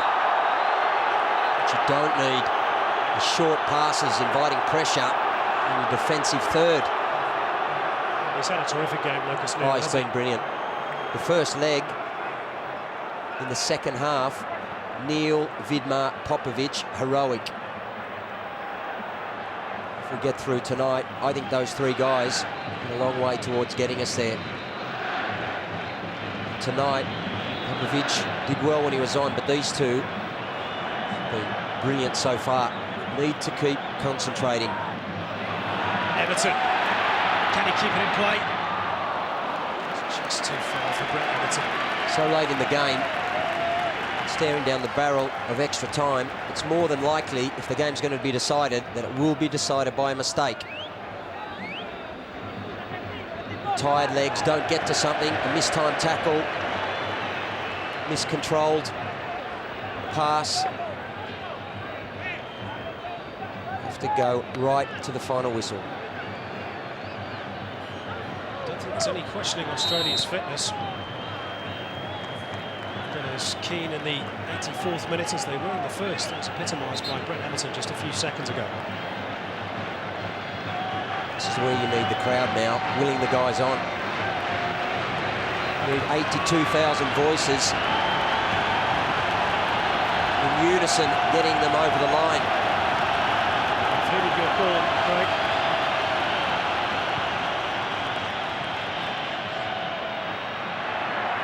It's out to Kuehl. Chipperfield on the overlap. Kuehl uses him as a decoy. Now it's come behind and it will be a corner. Well, there was one or two half-hearted appeals for a handball there, maybe not so half-hearted in terms of Harry Kuehl. It's just the referee was on this side though. Wouldn't have seen it. It was only down to the referee. Might have been unsighted. It was a beautiful run by Chipperfield, overlapping, give Kuehl the space. Is this the moment for the Socceroos? Shade over 5 minutes to go. Bresciano's delivery. And when he comes, doesn't get there. Here's Scott Chipperfield, takes a touch. Just couldn't get the shot away. Still the danger not averted for Uruguay. Colina chips it in. Viduka's header. Cahill goes after it. Dead ball is the end result. Very good ball by Colina. Ball came out. Chipperfield controlled it. Maybe should have taken a second touch as a strike. Tried to jink past the players. Not much room in the box. A little bit tired legs. As it comes out though, it's an intelligent ball from Colina. Plenty would have overhit that or tried to curl it in. Uruguay had numbers. It's a little chip. Now Viduka time.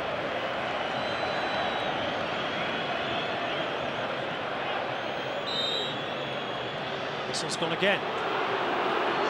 It's been a busy referee tonight.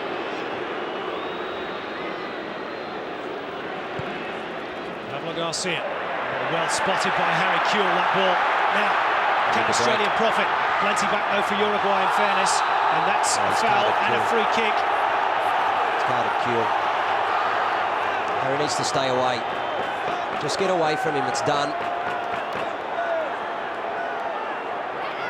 This will tell us more. Was not a bad challenge actually from Lugano. He managed to get his body away from Kuehl. Kuehl started to go down before the contact was there. I've got to say, it was the right decision. It wasn't the right one from Harry to go. You saw tired legs there. Timmy Cahill's worked himself to a standstill. Harry Kuehl on the break. In the last 4 minutes of a World Cup qualifier, both Viduka and Cahill looked a bit tired. Weren't able to join up quick enough. 3 3.5 minutes to go.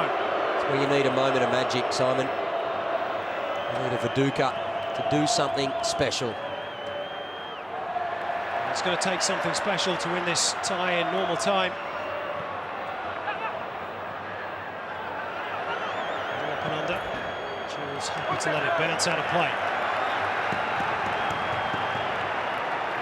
Do the Socceroos have what it takes to edge out a very sturdy and robust opponent?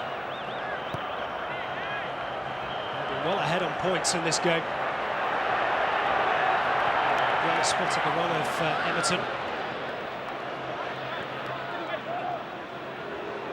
Now Reguero. This comes Kale to double up. Free kick's gone Australia's way. Right.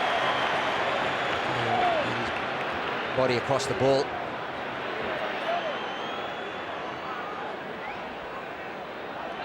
Kalina. Now would surely win it. Down the line by Everton. Bresciano taking on Pablo Garcia. Corner. Beautiful run, Bresciano. Surely a corner. Oh, I don't know how that works. Well, if there is one person in the ground, apart from the referee, who doesn't think that's a corner, I'd be very, very surprised. It's okay. Some go your way, some don't.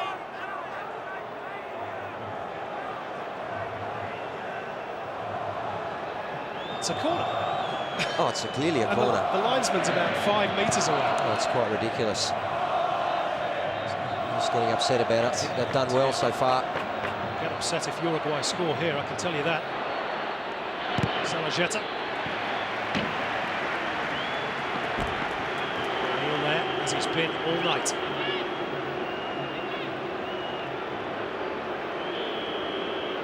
Less than 90 seconds of normal time. Now stand firm, Socceroos. Keep your focus.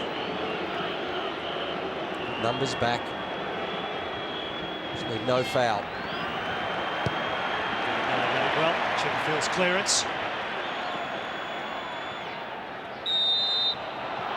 Another foul given. This time Viduka is penalised. So strong in the game. You can see what the Australian bench thought about that.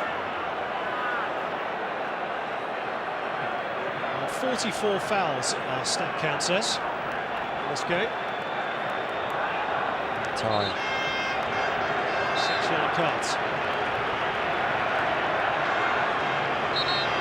Must defend it. Maybe a final chance for either team. Normal 90 minutes.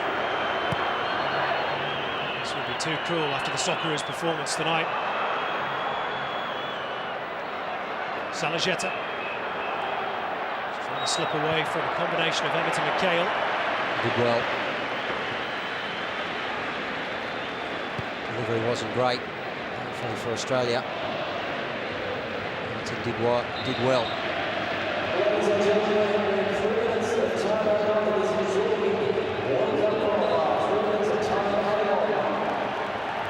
3 minutes for either team to force a winner. Set for the extra half hour.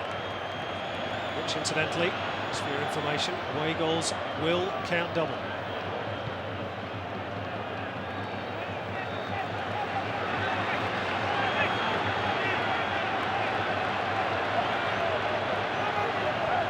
It's tense on the benches. It's tense everywhere inside the stadium.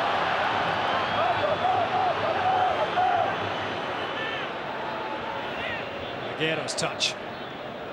Salajeta into the path of Morales. Out of play.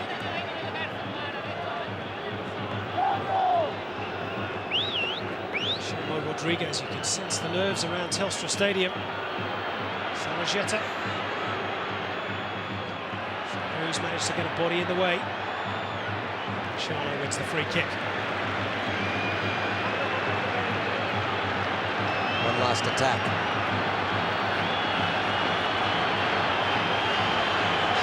Wonderful if the Socceroos could get the job done in normal time. You want to get it down, keep it down, their defensive third. Get 1 or 2 strikes for the final whistle. Back Back into the danger zone by Grella. You must keep it here. Yeah. Salajeta. Eminent's got to help him. Fresh legs off the bench. Cross comes Neil. Still Salajeta. Reguero. Which is a huge up and under. Schwartz Agalis. Good concentration by Schwartz. He's not had too much to do. Well, the free kick has been given. It's going to give us a heart attack. Throws like that.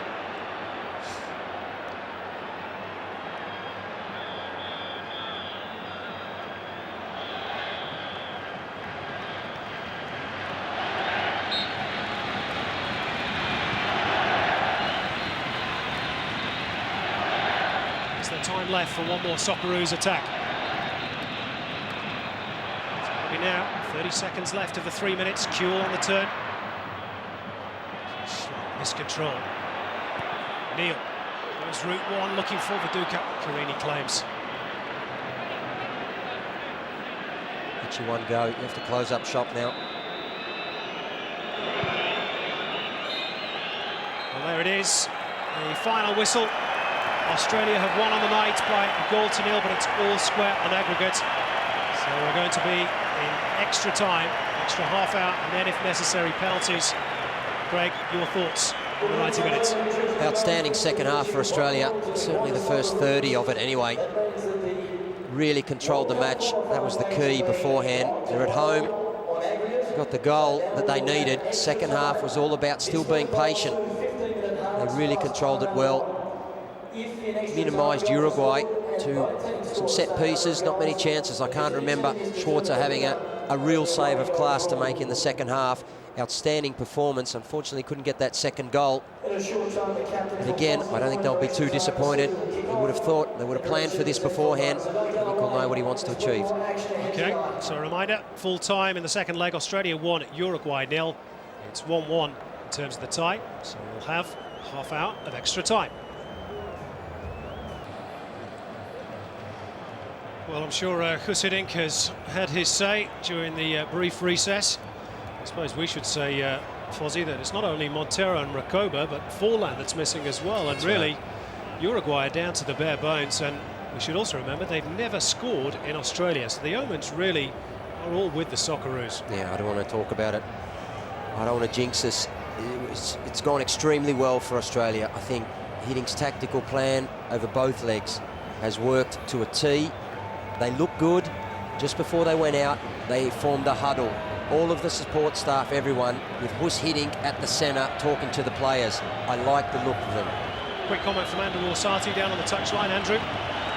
Well, all eyes are on the match, of course, but I can tell you I've been watching the Uruguayan bench very closely, and Paulo Montero, more than anyone else, is really inconsolable since he's gone off. He's been banging the bench with his fist. He is very frustrated, as you can understand at the moment. And I tell you what, the body language is not good at all from the bench.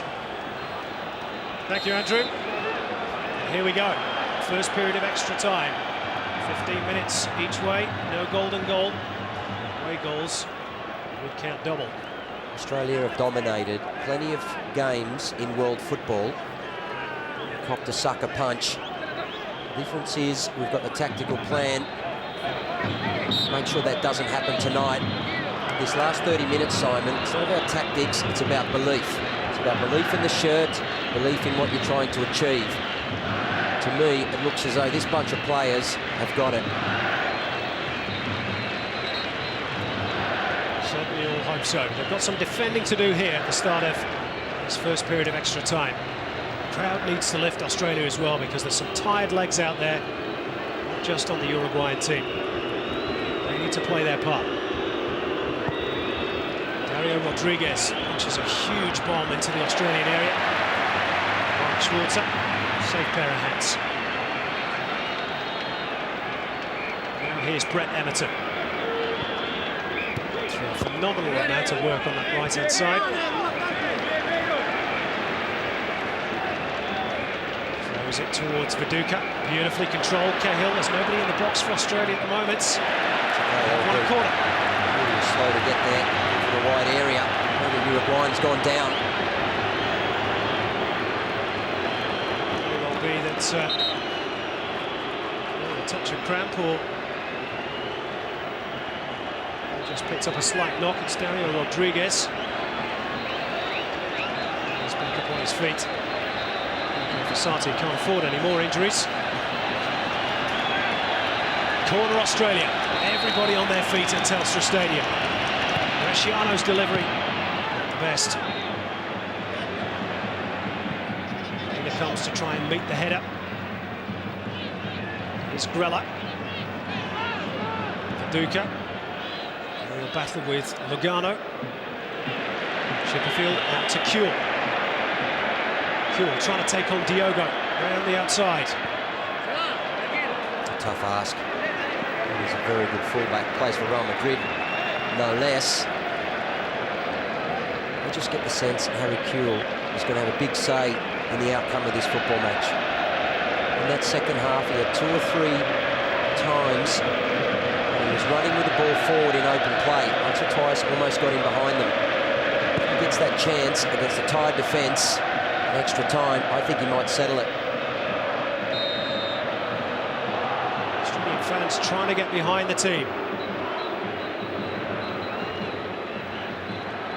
Free kick Uruguay meantime. Rodriguez, Derek version that is. Taking it short, thought better of it. Goes Salajeta, dip in the header, no power on it. Thank you very much, says Schwarzer. 2 Australians jumping for the ball. Don't need that. And snuck around the back. And 1 man in the air. Someone tracking the runner. Grella. Cahill intelligently finding Emerton. Nowhere to go though.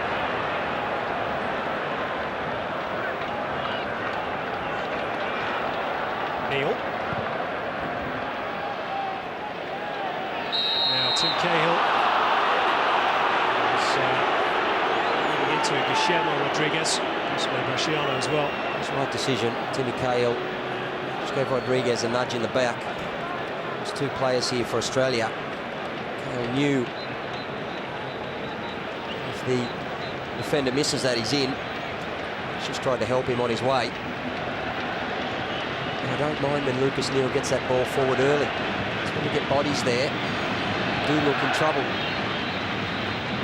Just got a quick glimpse of John Aloisi there. Stripped and ready for action on the sideline. As Varela shoots on the turn. Neal again with the block. He's been a colossus for Australia tonight. Great positioning. Just so dangerous when they get a turn on the edge of the box. You can't afford it. Taking shots from that distance. Good deflections, anything. Uruguay resorting to playing long balls out of defence. Comfortably dealt with. The likes of Vidmar and Neal. John Aloisi is going to come on any moment. Defence is the man to come off, Greg. That's a good question. Very good question. I wouldn't be surprised if Timmy Cahill comes off. He's been looking tired, sort of 15 minutes or so. Hasn't really got on the ball.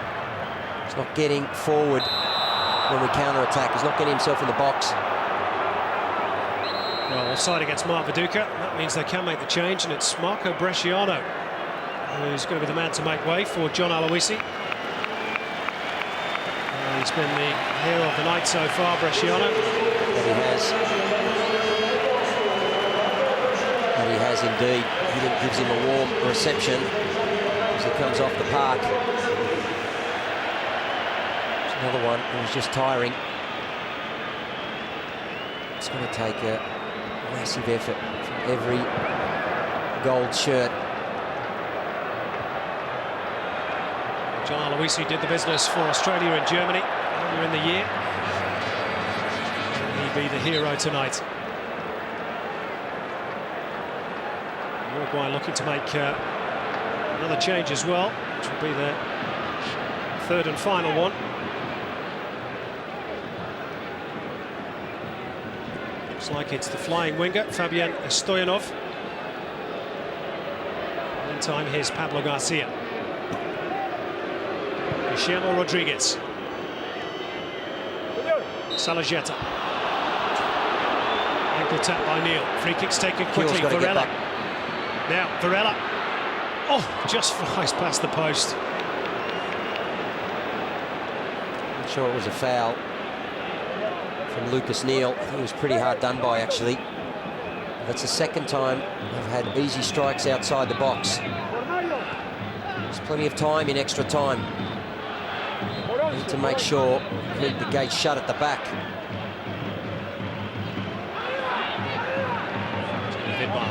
Oh, that's unlucky. That's harsh. Penalised for handball.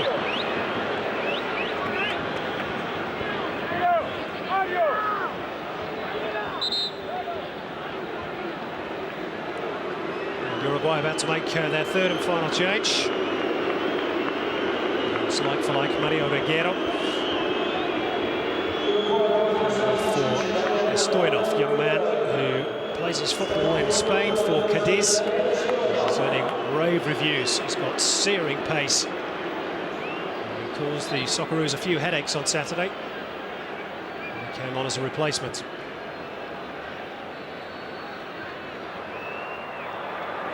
Here's his first touch. Fabian Stoyanov. He will just get everything in the box. And behind Kuhl. Saying Simon, they bring him on now. Salajeta and Morales up front. And they will be getting as many balls in the box to those two big men as they possibly can the remainder of this match.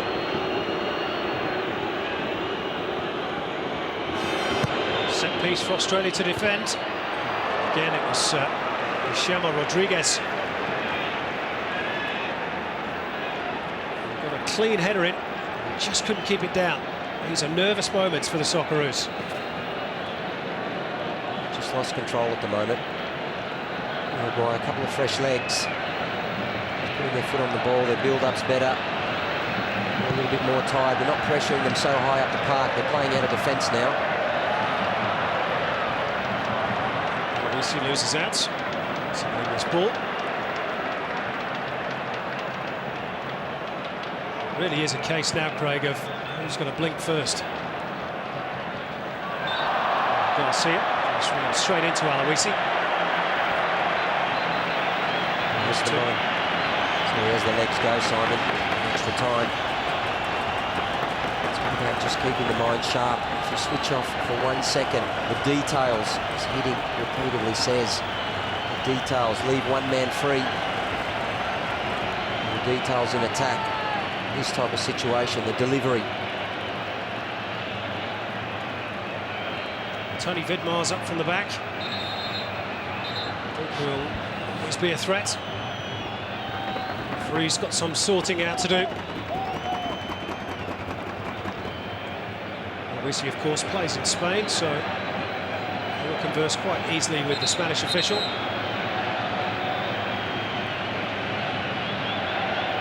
Cantaleo wants a word with the two captains, I think.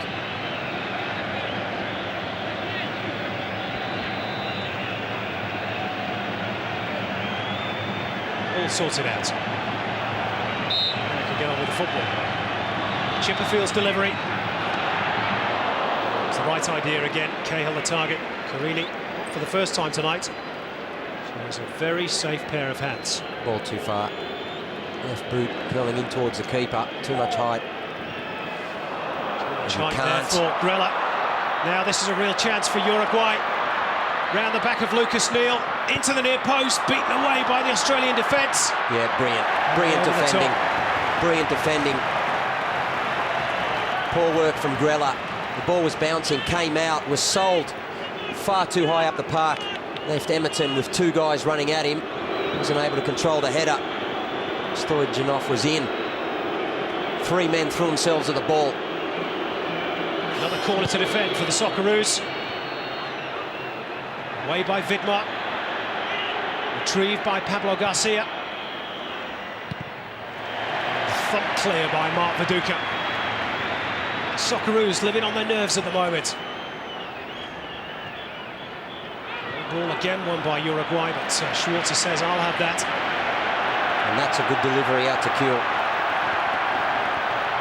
Viduka and Aloisi up ahead. How much has Kuhl got left in the tank?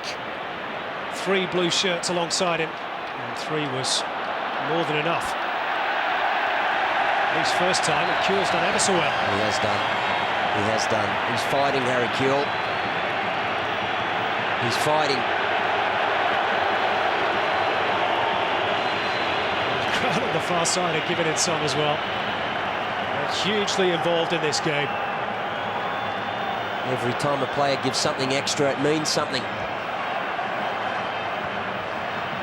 Teammates build on it. Here's Grella. Squares it for Emerton. Emerton thought about the shot. He did have a shot. Long way off target by Brett Emerton. First touch let him down. It's too close to his feet. He'll take 2 steps onto this, look. He's only got half a step. Can't swing the leg.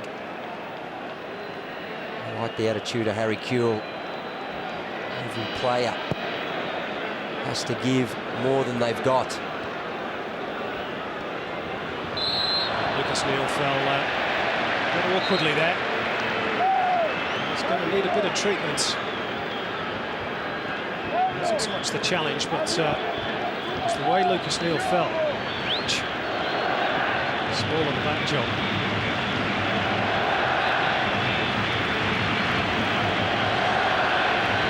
I'm sure he'll be all right. He's a tough character, Lucas Neal. Listen to the Aussie crowd.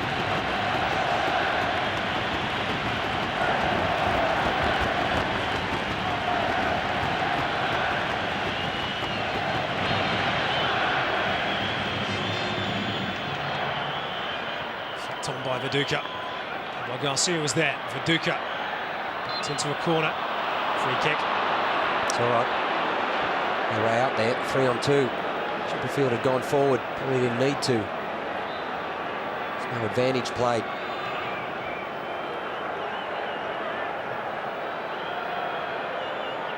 .54 fouls in the game now. This is when you need to just dig in. It's where it's all about heart. We've shown plenty of that.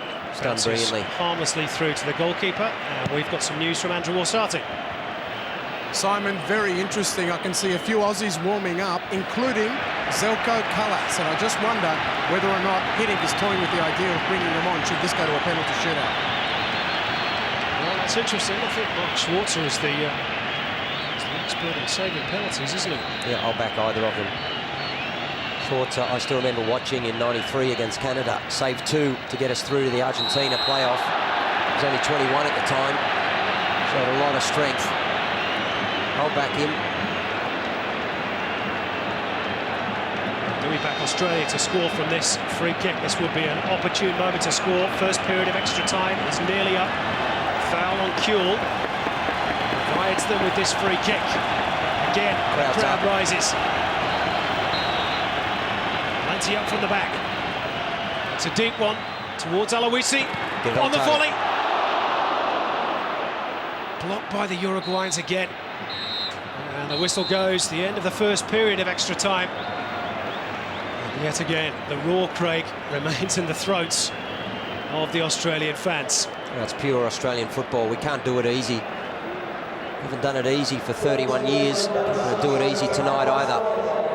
But to me, right to this point, it's been a heroic performance by this Australian team. One of the best passing performances, dominating, controlling a match against a genuine world-class side that Australia have ever had. The impact of Hiddink on this team has been marked. It's obvious. It's obvious.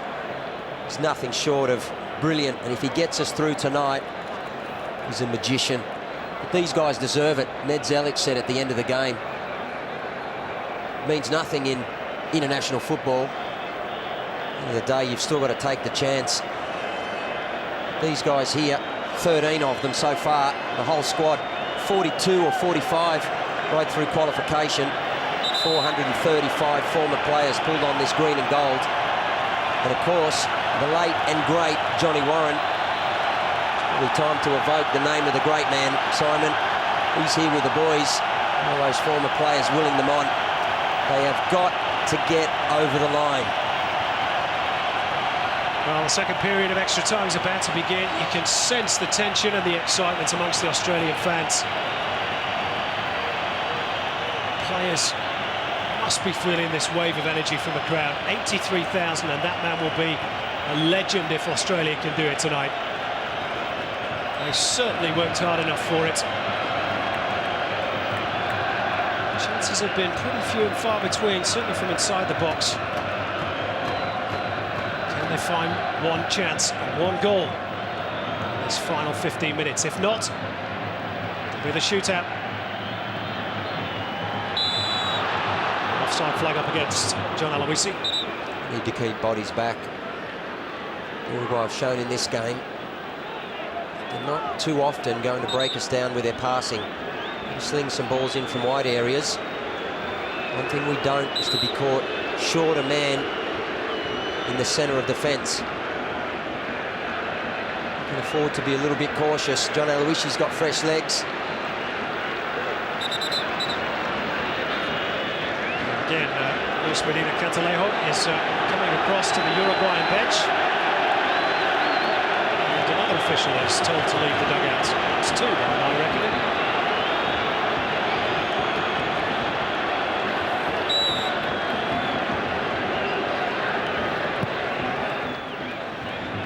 Meantime, on the football pitch, a very big issue to solve. Grella to Kuhl. Still got plenty of pace.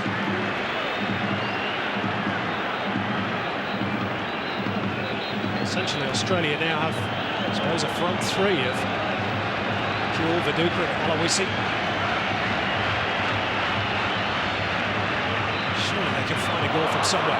Lovely touch by Harry Kuhl. Hamilton was almost teed up, just delayed too long. Now Australia do need to get bodies back. That's good for us. Just don't need to commit too much forward. Chipperfield's gone in to join in. Hamilton's up there as well.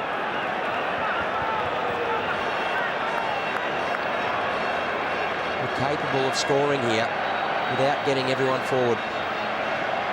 Need to be smart. John Aloisi peeled away off his marker, gives chase. Carini just there a fraction before him. I do sense though, Craig, Australia score, Uruguay are gone. Yeah, I believe that. I believe that. I believe we've got a goal in us.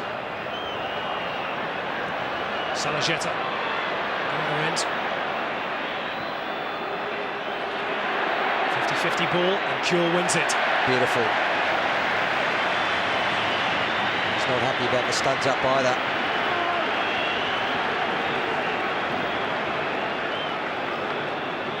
Sosa back to Diogo. Vinny Grella on the hand.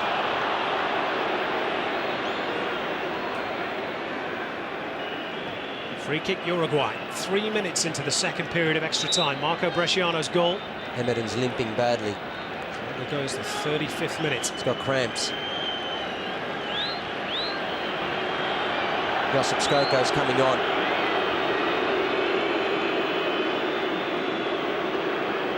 Skoko's going to have to wait for this free kick to be taken, I think. Hamilton can't even move.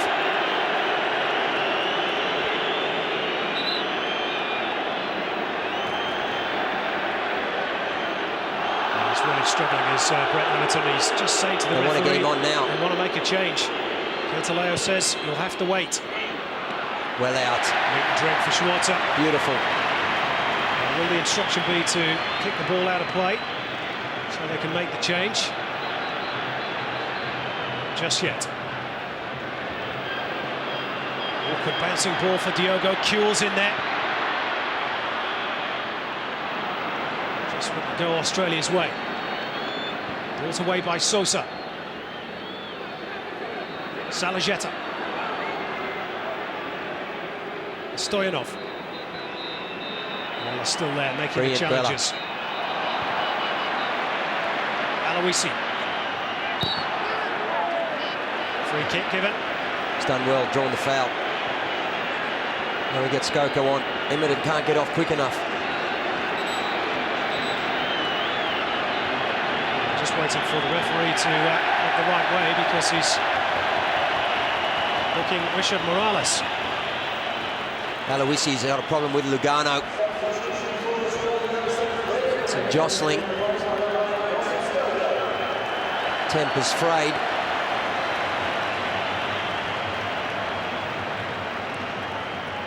Ten minutes to go. To make history. For each and every guy to be remembered for eternity. Chipperfield goes down the line. Kuehl. Well, it's a goal kick. Even Fossati looks surprised.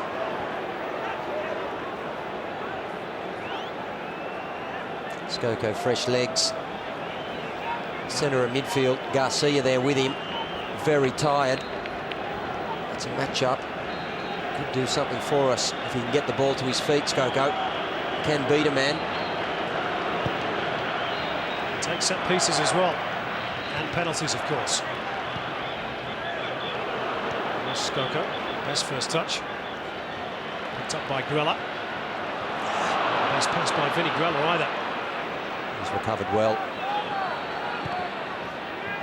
Sosa trying to find Stoyanov. Good work by Chipperfield. And in front of Stoyanov there. Through the bad pass.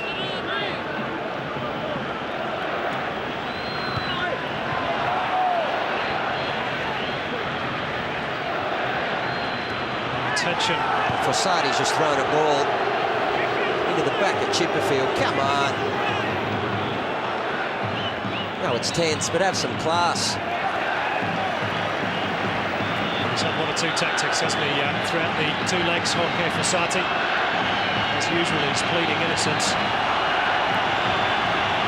And that's just given Australia a little extra spur. Again, the crowd rise. Skoko's delivery. Too close to the goalkeeper. Doesn't matter who takes them. They've been down Carini's throat all night. You can't have the coach throwing a ball at a player. He should be off, sending the guy out. Get rid of the coach, get him off the bench, up in the stand. That's out of order. Certainly is. Sent two away from the bench already tonight as Cantaleo. The guy was trying to fight with one of the Argentine players. Just leave it on the pitch. Australia have won possession back again. Kuehl trying to find Aloisi. Picked up by Grella. Australia pushing, probing. Now the delivery's got to be good. Kalina. Go around him.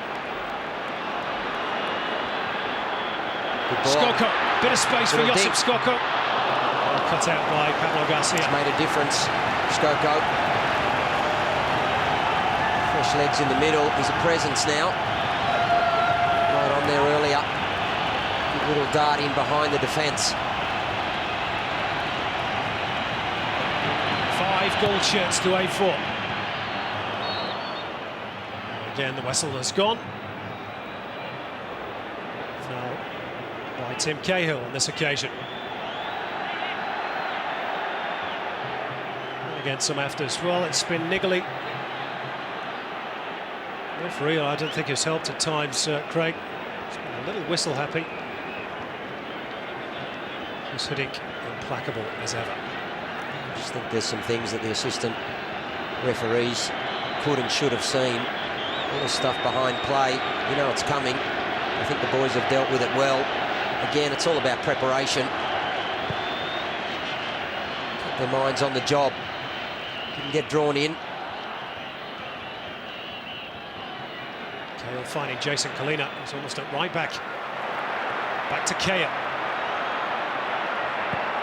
Very short. Cahill goes down the line. Good ball. Aloisi. Kuehl and Viduka wait in the middle. Skoko drills it in. Oh, real chance for Viduka and credit to Diego Lugano. It's world class. It's world class defending. It's quite outstanding. It's a great ball, but he read it all the way. Viduka took him out of the space. He knew. Corner Australia. Not the best. Away by Pablo Garcia. Kalina back to Skoko. Again, not a great delivery. Again, Australia will pick the scraps up. There's only one team that wants to win this at the moment, it seems. Here's Kuhl. In towards Viduka. Aloisi couldn't get there. The idea was right. Vidmar's header. Lugano in turn. Brilliant. Vinny Grella. Now Lucas Neal. Trying to seek out Aloisi. Didn't quite get there. Australia winning all the 50-50 balls at the moment. Uruguay look a tired team. Vidmar handballed off the chest. That was one then. Towards Viduka. Oh, out came Carini. It's fallen for Skoko. Josip Skoko. Good lad. I thought that was the moment just for a second. It's good. It's very good. It's keeping the pressure on. It's a lot of high balls into the box. Viduka. He's been majestic. He's won a lot. He's been a presence all night. And at this time, when he got tired defenders, there's nothing wrong with just getting the ball in and around that box. Try and draw a mistake.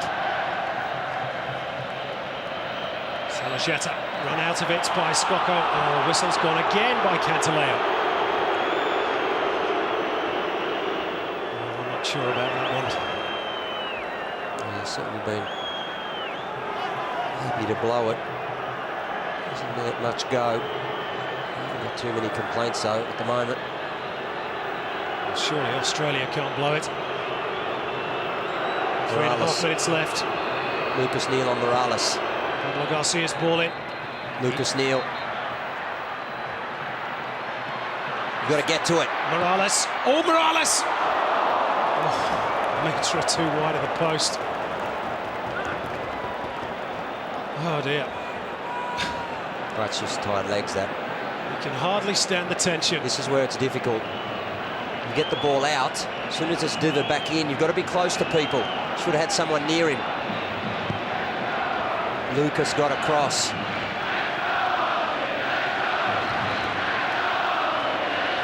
It's the final 3 minutes. Stoyanov. Well watched by Vidmar. Brilliant. Now Kalina. To halfway. Kuhl screaming for the ball wide left. Here's the target. Came off Kuhl last. Goal kick. He's had a massive battle with Diogo. Geez, a good defender. Nobody's worked harder than Kuhl for Australia tonight. No, he's been outstanding. He made the difference when he came on, but he's done it at both ends. He's tracked back 4 or 5 times when he really needed to. He's not been carried by anyone in this team. They've all stood up.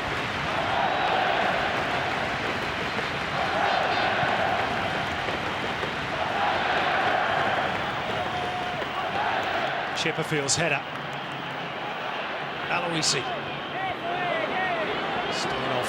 A loose ball there for Uruguay. It's not a bad foul from Josip. Break up the play.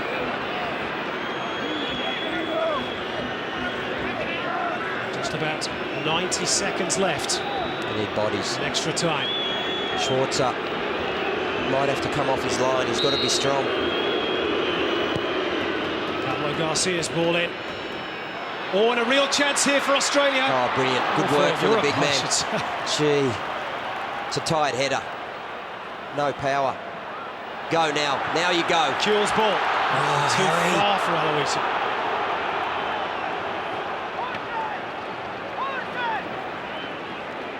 Gee, we could have done with... Oh, I tell you what. Talk about heart attacks. Schwarzer stayed on his line. Really, never been involved in a match as tense as this. Hiddink said in the press conference yesterday, he said, this is high-level football. Tell you what, you're not wrong. It's high-pressure football. It's just for the fans. Well, if Australia are going to do it, then we're going to truly deserve it. This may be the last chance in extra time. Chipperfield's ball in. Don't you know it? Flags up again. It seems every time the ball goes in the penalty area, there's a foul by someone. And that may just be that for extra time. It looks like the dreaded shootout.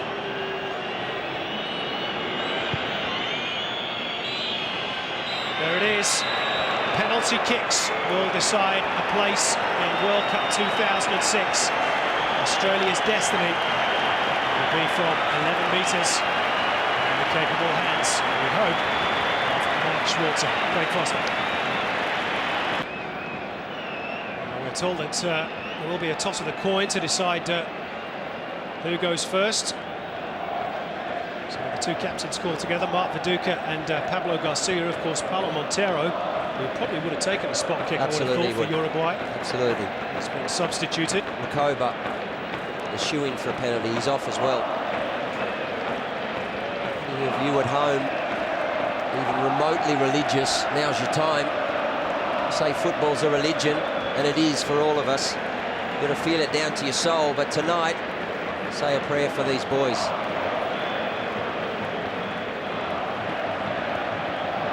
They've certainly earned whatever divine guidance is come the way of this football game.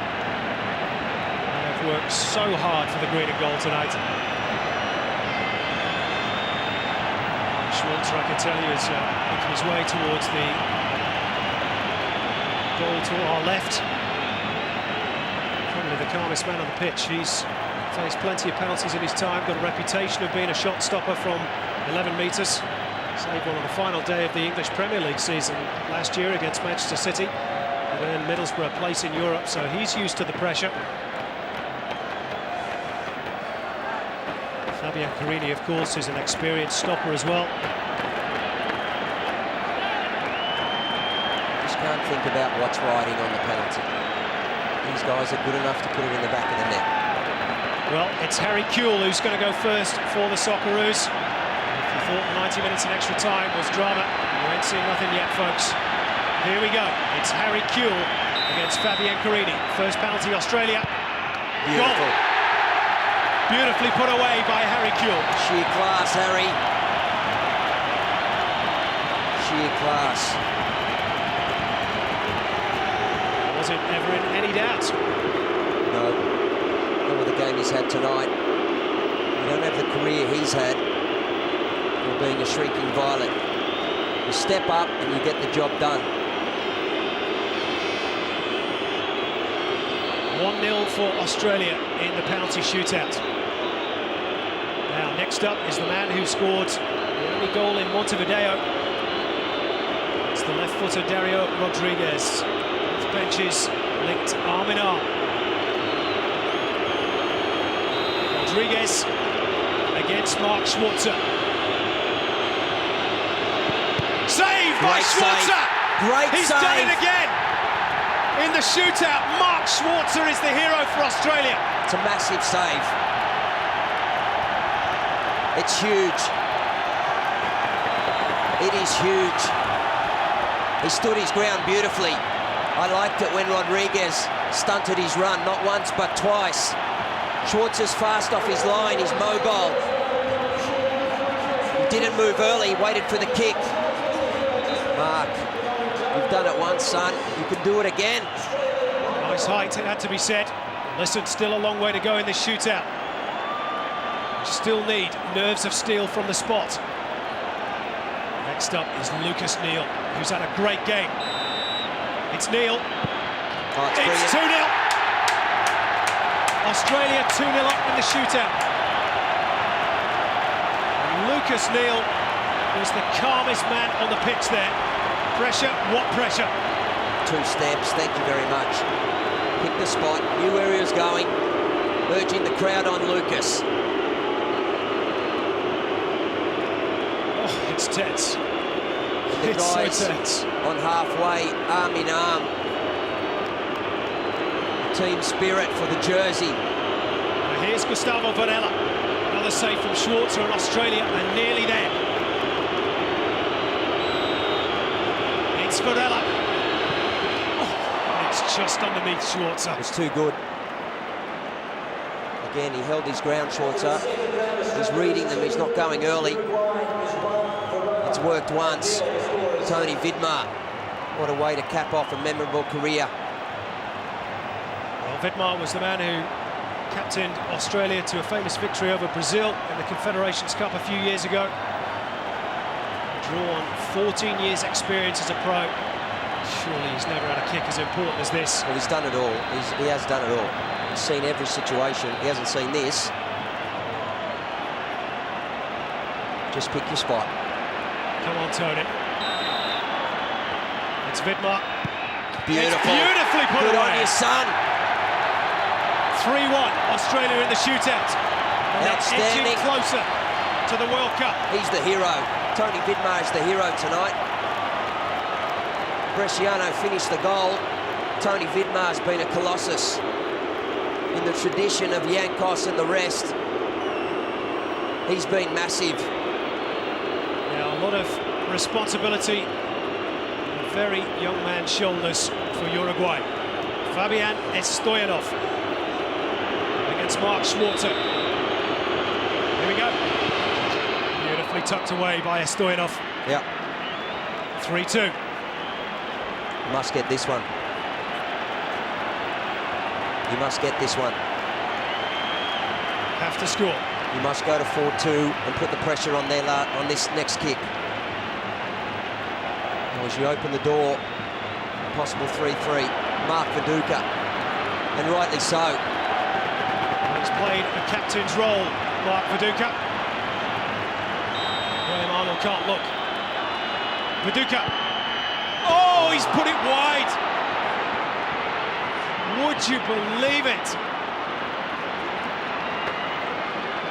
Mark Viduka. Mark Schwarzer now. Who was enormous in the first leg. Oh, he's been enormous tonight as well. People miss penalty kicks. Roberto Baggio missed. Michel Platini missed in a World Cup. He's been a great captain. It's now up to Mark Schwarzer. This would be a great one to save. A great one to save. Schwarzer just perhaps a little mind game with Salagetta. Asking whether the ball was on the spot. Here is Salagetta. Oh, Big great save. save again by It's Schwarzer. a huge save. Wonderful save. It's as big as we've ever seen in Australia. I'm sorry it is. It's as big as we've ever seen under pressure. It's the sort of heart that you need to make World Cups. Mark Schwarzer, you are a champion. Now, that means that if John Aloisi can score this goal, Australia will be there. Are you sure? I'm trying to do my maths. I can hardly. 4-2. I can He hardly wins it stand for us. John, Here's Aloisi for a place in the you World win it Cup. for us. He Yeah! scored! Australia have done it! John! Come on! John Aloisi, the Confederations Go on, Cup my hero, son! has done Go it the boys! in the biggest game of all. Come on, Australia! Johnny Warren! At last, at long last, 31 years, 4 months and 24 days have passed since Australia ended its campaign at the '74 World Cup. And now, finally, belatedly, wonderfully and joyfully, Australia is back on the biggest stage. What a night! What drama, what tension. And it's ended in success, and Guus Hiddink is a legend. Oh, he's a freak, he's a genius. And his legend grows. But these guys talk about legends. They knew what they could achieve coming into these two games. John Aloisi, who better to get us through? A guy who's always put the national team first. It's cost his career at times. Comes from a big football family. Everyone in Adelaide will be going mad down there, right around the country. 32 years, Simon. 32 years, Bart's. His career was ended against Uruguay with a chop to the neck. He was a brilliant player. These guys, They've done it for the country. It's something very, very special. And they put football on the map in this country. Kusinik has succeeded.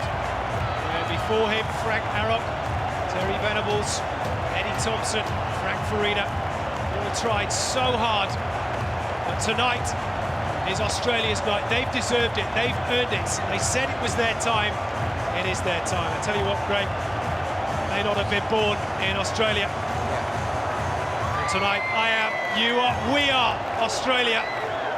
The only question now is what can they do at the World Cup? This is a team from every community in Australia. It's our team, and our team are going to the World Cup.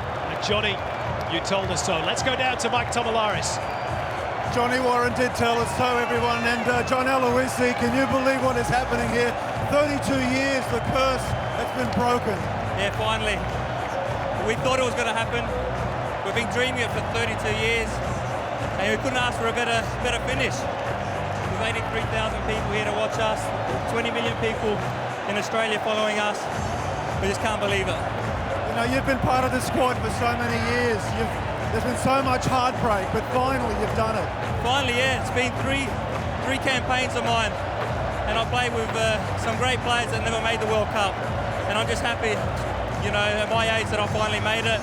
For Tony Vidma, that's 35. For Zelko Kalac and Swartzy, for all those guys that are getting on now, we're finally going to go to the World Cup. But John, I've got to say, you did it the hard way. Yeah, we did. But we performed well tonight. I thought the boys did well. We were lucky enough to score in the first half. They had a couple of chances too, but it was a great 2 games, and we're there. Yeah, congratulations. Andrew, who have you got? He's been a real warrior. It is Vince Grella, defensive midfielder. He had the job of taking Recopa in the first game. He was here again tonight. He had been out of the team, back in the team, in and out, and then he stepped up. And what can you say about this? I mean, the history of it all is just incredible. It's unbelievable. We worked so hard for this. The team in the last weeks really bonded together, and it's just an unbelievable feeling. What about the way you took the game after that opening half hour? Popovic went off, Kuhl came on, and then the game completely changed. You played him off the park, and then it took penalties. What did you think of the match overall? Well, I think we were a little bit tense in the first 10 minutes. Our passing wasn't too crash hot, and I think as we got sort of calmed down a bit and we just played good football, and when Harry come on, he looked great, and the team just played well together. Listen, you've had some wonderful moments in your club career, of course.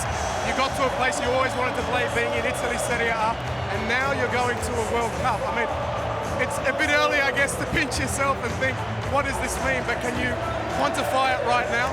Yeah, well, it's the maximum for a soccer player.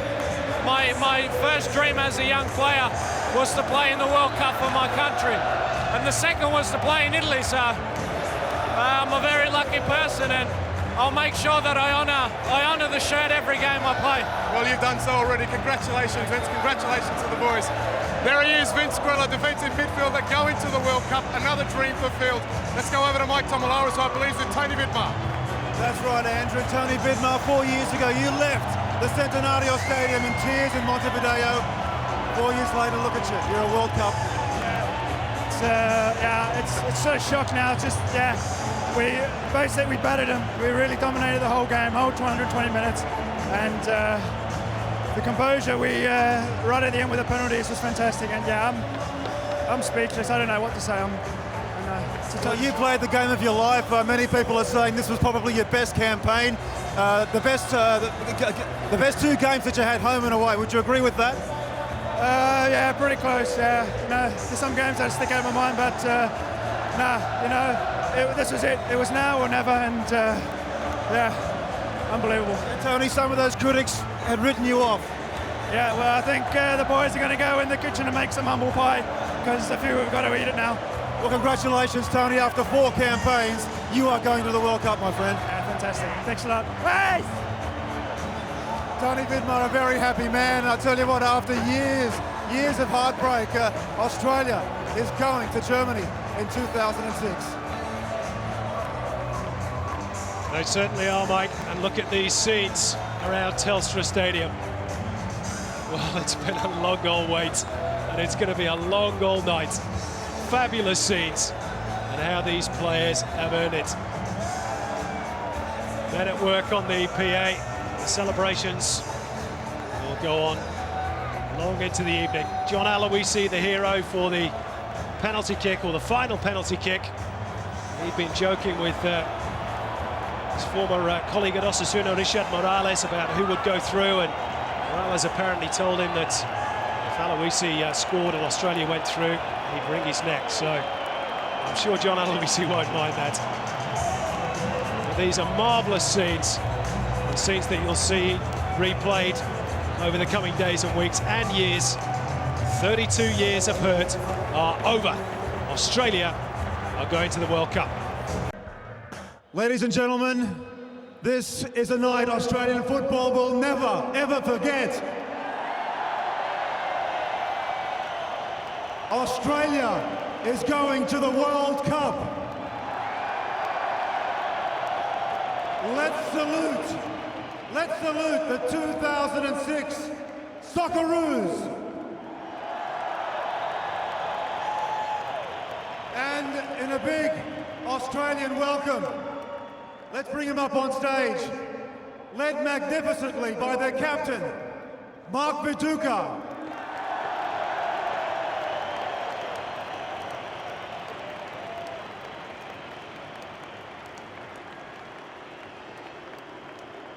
Timmy Cahill.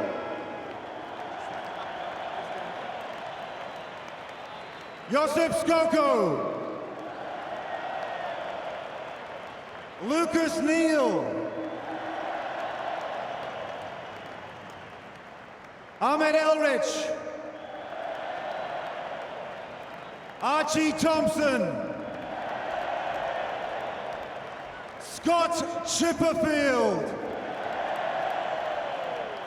Lubo Milesevic.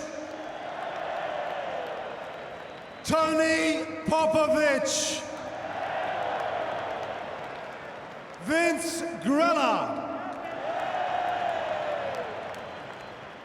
John Aloisi.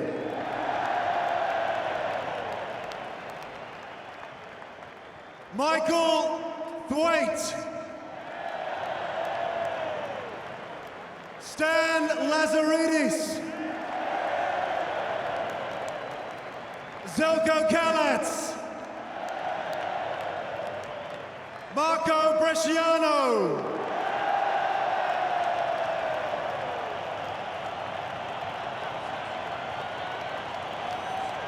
Ante Kovic. Joel Griffiths.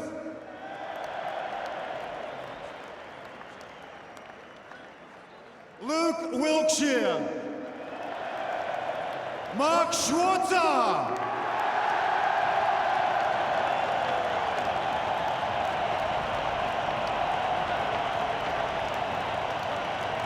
Tony Vidmar. And Harry Kuehl. Ladies and gentlemen,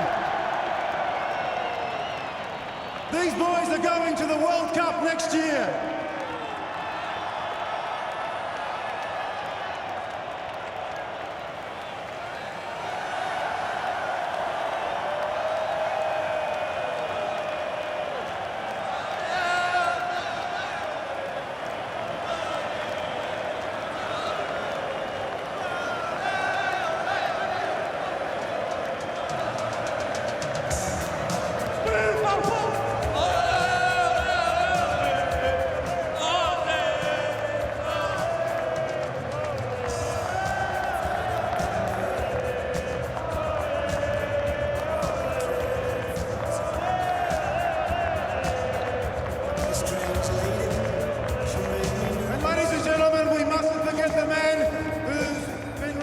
For taking this team to Germany next year. He had 3 months to work with the Socceroos. Hus Hiddink and Graham Arnold as well, and the rest of the coaching staff for the Socceroos.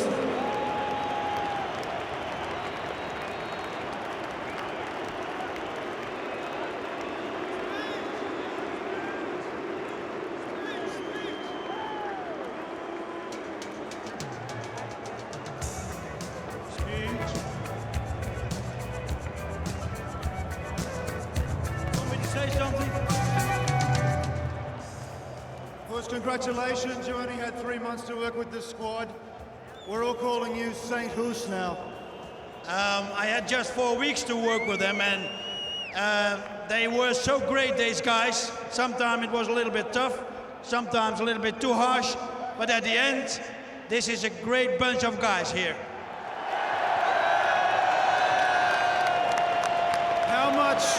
How much did belief play a role in this squad? The belief to succeed, the belief, the will, and the hunger. When we started preparing in August in Holland, I found a group who was very eager to get, after 32 years, very close to Holland in Germany on this World Cup. And I think once more, and then we stop talking, celebrate people. Once more, a huge applause for these guys.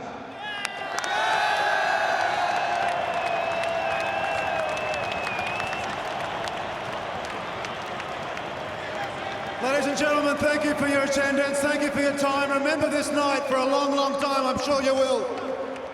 History has been created.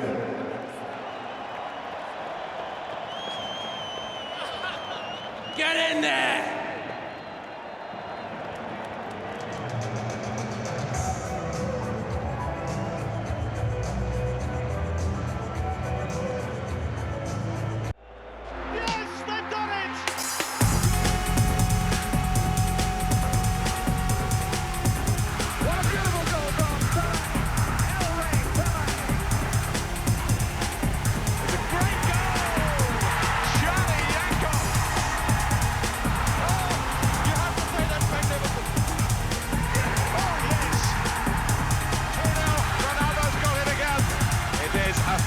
World Cup for Brazil.